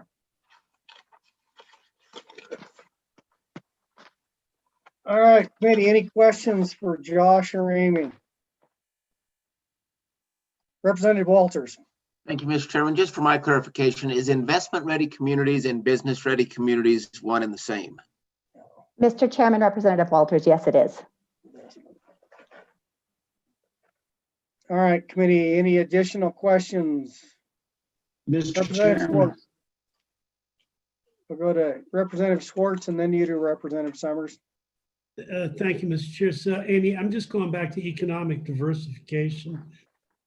And I thought you said the cuts were 200 series, 600 series, 900. I don't see the 200. Yes, Mr. Chairman, Representative Schwartz, you are correct. As soon as I said that, I realized that mistake. And you're right. It's a 600 series reduction of $130,000 and a 900 series reduction of $350,000. Thank you. I feel better. I just thought I couldn't read anymore. It's getting late. No, I'm glad you asked the question because I realized it as soon as I said it. So thank you. Thank you. Mr. Chairman, thank you. Go ahead. So, Mr. Chairman, kind of back to the Women's Council. If we defund it, then you're going to look for a home for it, but it may or may not find a home because somebody's going to have to pay for it. If we decide not to defund it, then you will retain it. Is that correct? You're going to retain that obligation if we do not decide to cut this money or change the statute? Mr. Chairman, Representative Summers, again, thank you so much for this question. So if you decide not to cut it, the funding will remain in our general fund. But per the wishes of the Women's Council and working closely with them, I do think they want to explore potential other homes within the state of Wyoming agencies and to ensure that the Wyoming Business Council is indeed the best fit. They also have had active conversations with Workforce Services as well. All right, thank you. Mr. Chairman. Go ahead. Amy and Josh, thank you very much for your presentation. It was very concise and you did a nice job. I do have one question for you. In the step 3 cutbacks, we know she has 0 there. Was that a discussion with the governor that he asked you not to trim anymore, or what was the situation there? Mr. Chairman and Representative Simpson, if I might, yes, indeed.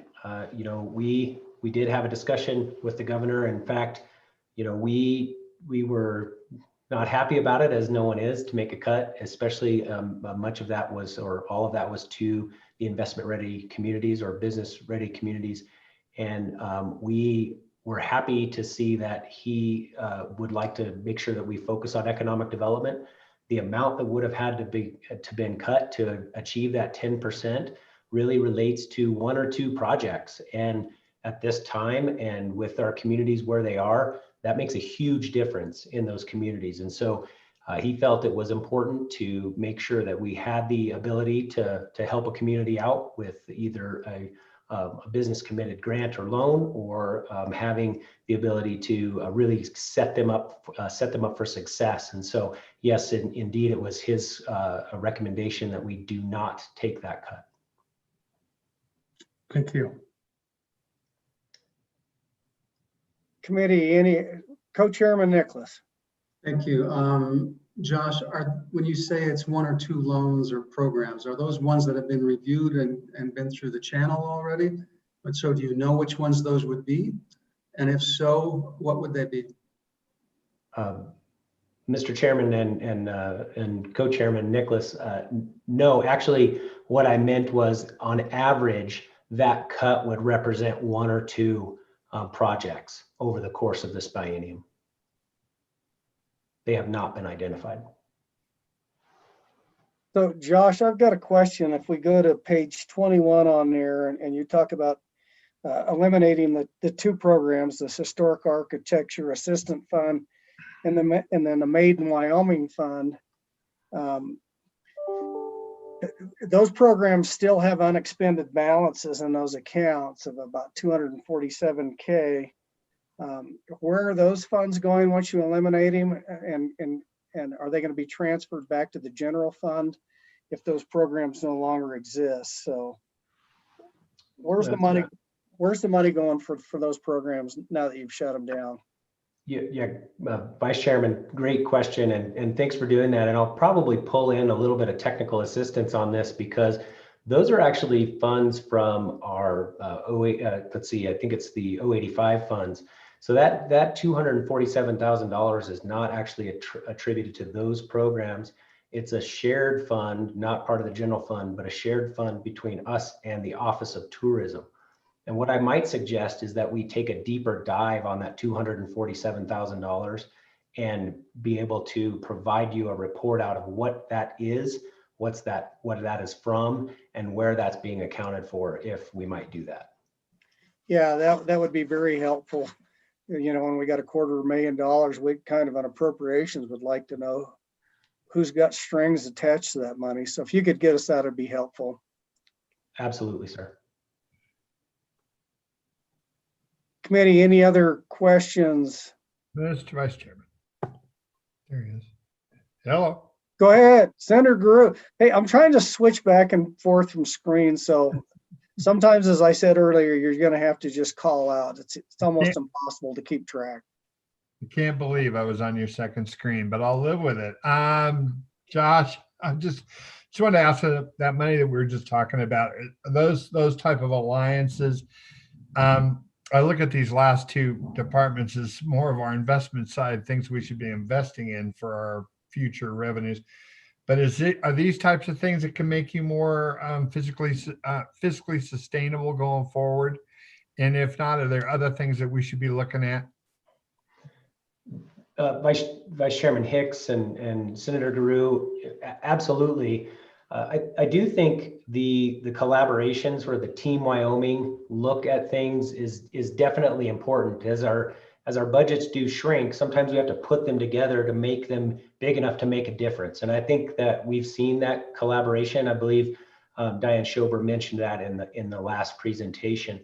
But I also think that there are more things that we can do to be fiscally, sustainable. And one of those is something that I think is really important, and it's really why we were created with the Business Ready Communities money, and what it's intended to do is really catalyze that local growth. And I do believe that it's intended to catalyze, and that money can do that because many times the lease payments or the sale of property that is created with that goes back into the community by and large. And so one of the things that we definitely want to do is really be that catalyst where we go in, we inject that money, and then create a system that feeds itself. Now, that's not going to come from just money. It's going to come from education as well. Many of our partner communities and economic development organizations understand that and have been doing that. So that's part of a way we can become very sustainable. The other one is an idea of taking it away from that physical infrastructure and broadening the scope of BRC to be able to invest in other types of projects and other ways to help communities and help spawn economic development, which we're exploring now to understand fully what's possible, so that as those investments are made, they can be returned to the state, maybe in better recapture methods or in terms of loans, so that it's not just a grant that seemingly goes away. Now, I don't really feel that those grants that are provided just go away. I think the impact that they have on the communities is really important and good, but I do think there are some ways to make that a much more regenerative approach with broadening the scope of business-ready communities legislation. So I think that Team Wyoming, making sure that the local groups really have alignment and also, are educated well on how to take that money and flip it essentially. And then of course, expanding out our options within BRC are three ways I think we can become more fiscally sustainable. Thanks, Josh. Committee, any more questions for Josh or Amy? All right, looks like we're going to wrap up your budget, Josh, for right now. Stay tuned. All right. Well, thank you, Mr. Vice Chairman, and thank you, committee. We definitely appreciate your service. And again, as we mentioned, we definitely feel that this partnership and challenges that you provide are making us better. So thank you very much. All right, thank you. Dawn, what do we need to do for the rest of the day? And what do we need to do to be prepared for 8 o'clock in the morning? Yes, Mr. Chairman, I don't believe you have any other items on your agenda for today. Tomorrow's agenda is primarily the judicial and legal agencies, kicking off with the judiciary branch from 8 to 10 or 8 to 10:15. And then several of the attorney organizations, the Attorney General, county and prosecuting attorneys, district attorneys, public defender, and finally the guardian ad litem. I would note that there are 3 bill drafts for your consideration, and you'll see these are peppered throughout the next 2 weeks. They begin at 1 p.m. and you have about an hour and 45 minutes set aside for 3 bill drafts. The first one is the reduction to the veterans tax exemption. And as Co-Chairman Nicholas mentioned earlier today in conversations, there is an LSO memo. I can resend that if you would like, that discusses a number of options. Then we have a draft piece of legislation regarding an elimination of the medical review panel. And this is hopefully nicely timed because it comes right after the Attorney General's recommendation to eliminate that program. The AG will speak to that presumably in the morning. And then finally, public official salary. And this relates primarily to the district attorneys whose salary is set in statute. All right, committee, anything else, Mr. Co-Chair? Representative Schwartz, you have something? Yeah, I just wanted to comment that while we were meeting, FedEx came to my door and gave me more reading for tonight. And I wanted to thank LSO for creating that opportunity. Well, Representative Schwartz, at least you won't have to be doing cartwheels standing on your head, maybe, if you get the new books out. It's not the new books, it's additional material. Oh, okay. Well, don't go to sleep tonight. Don, right. would you please resend those documents you were referring to? I have misplaced them in all of the other shuffle of stuff and emails I have received. Thank you. Thank you, Mr. Chairman. So, Mr. Co-Chair, my first question would be to anyone that, are there any questions about what we did today and the process and concerns that any of you have on how we're walking through these items? And so if you do, please let us know.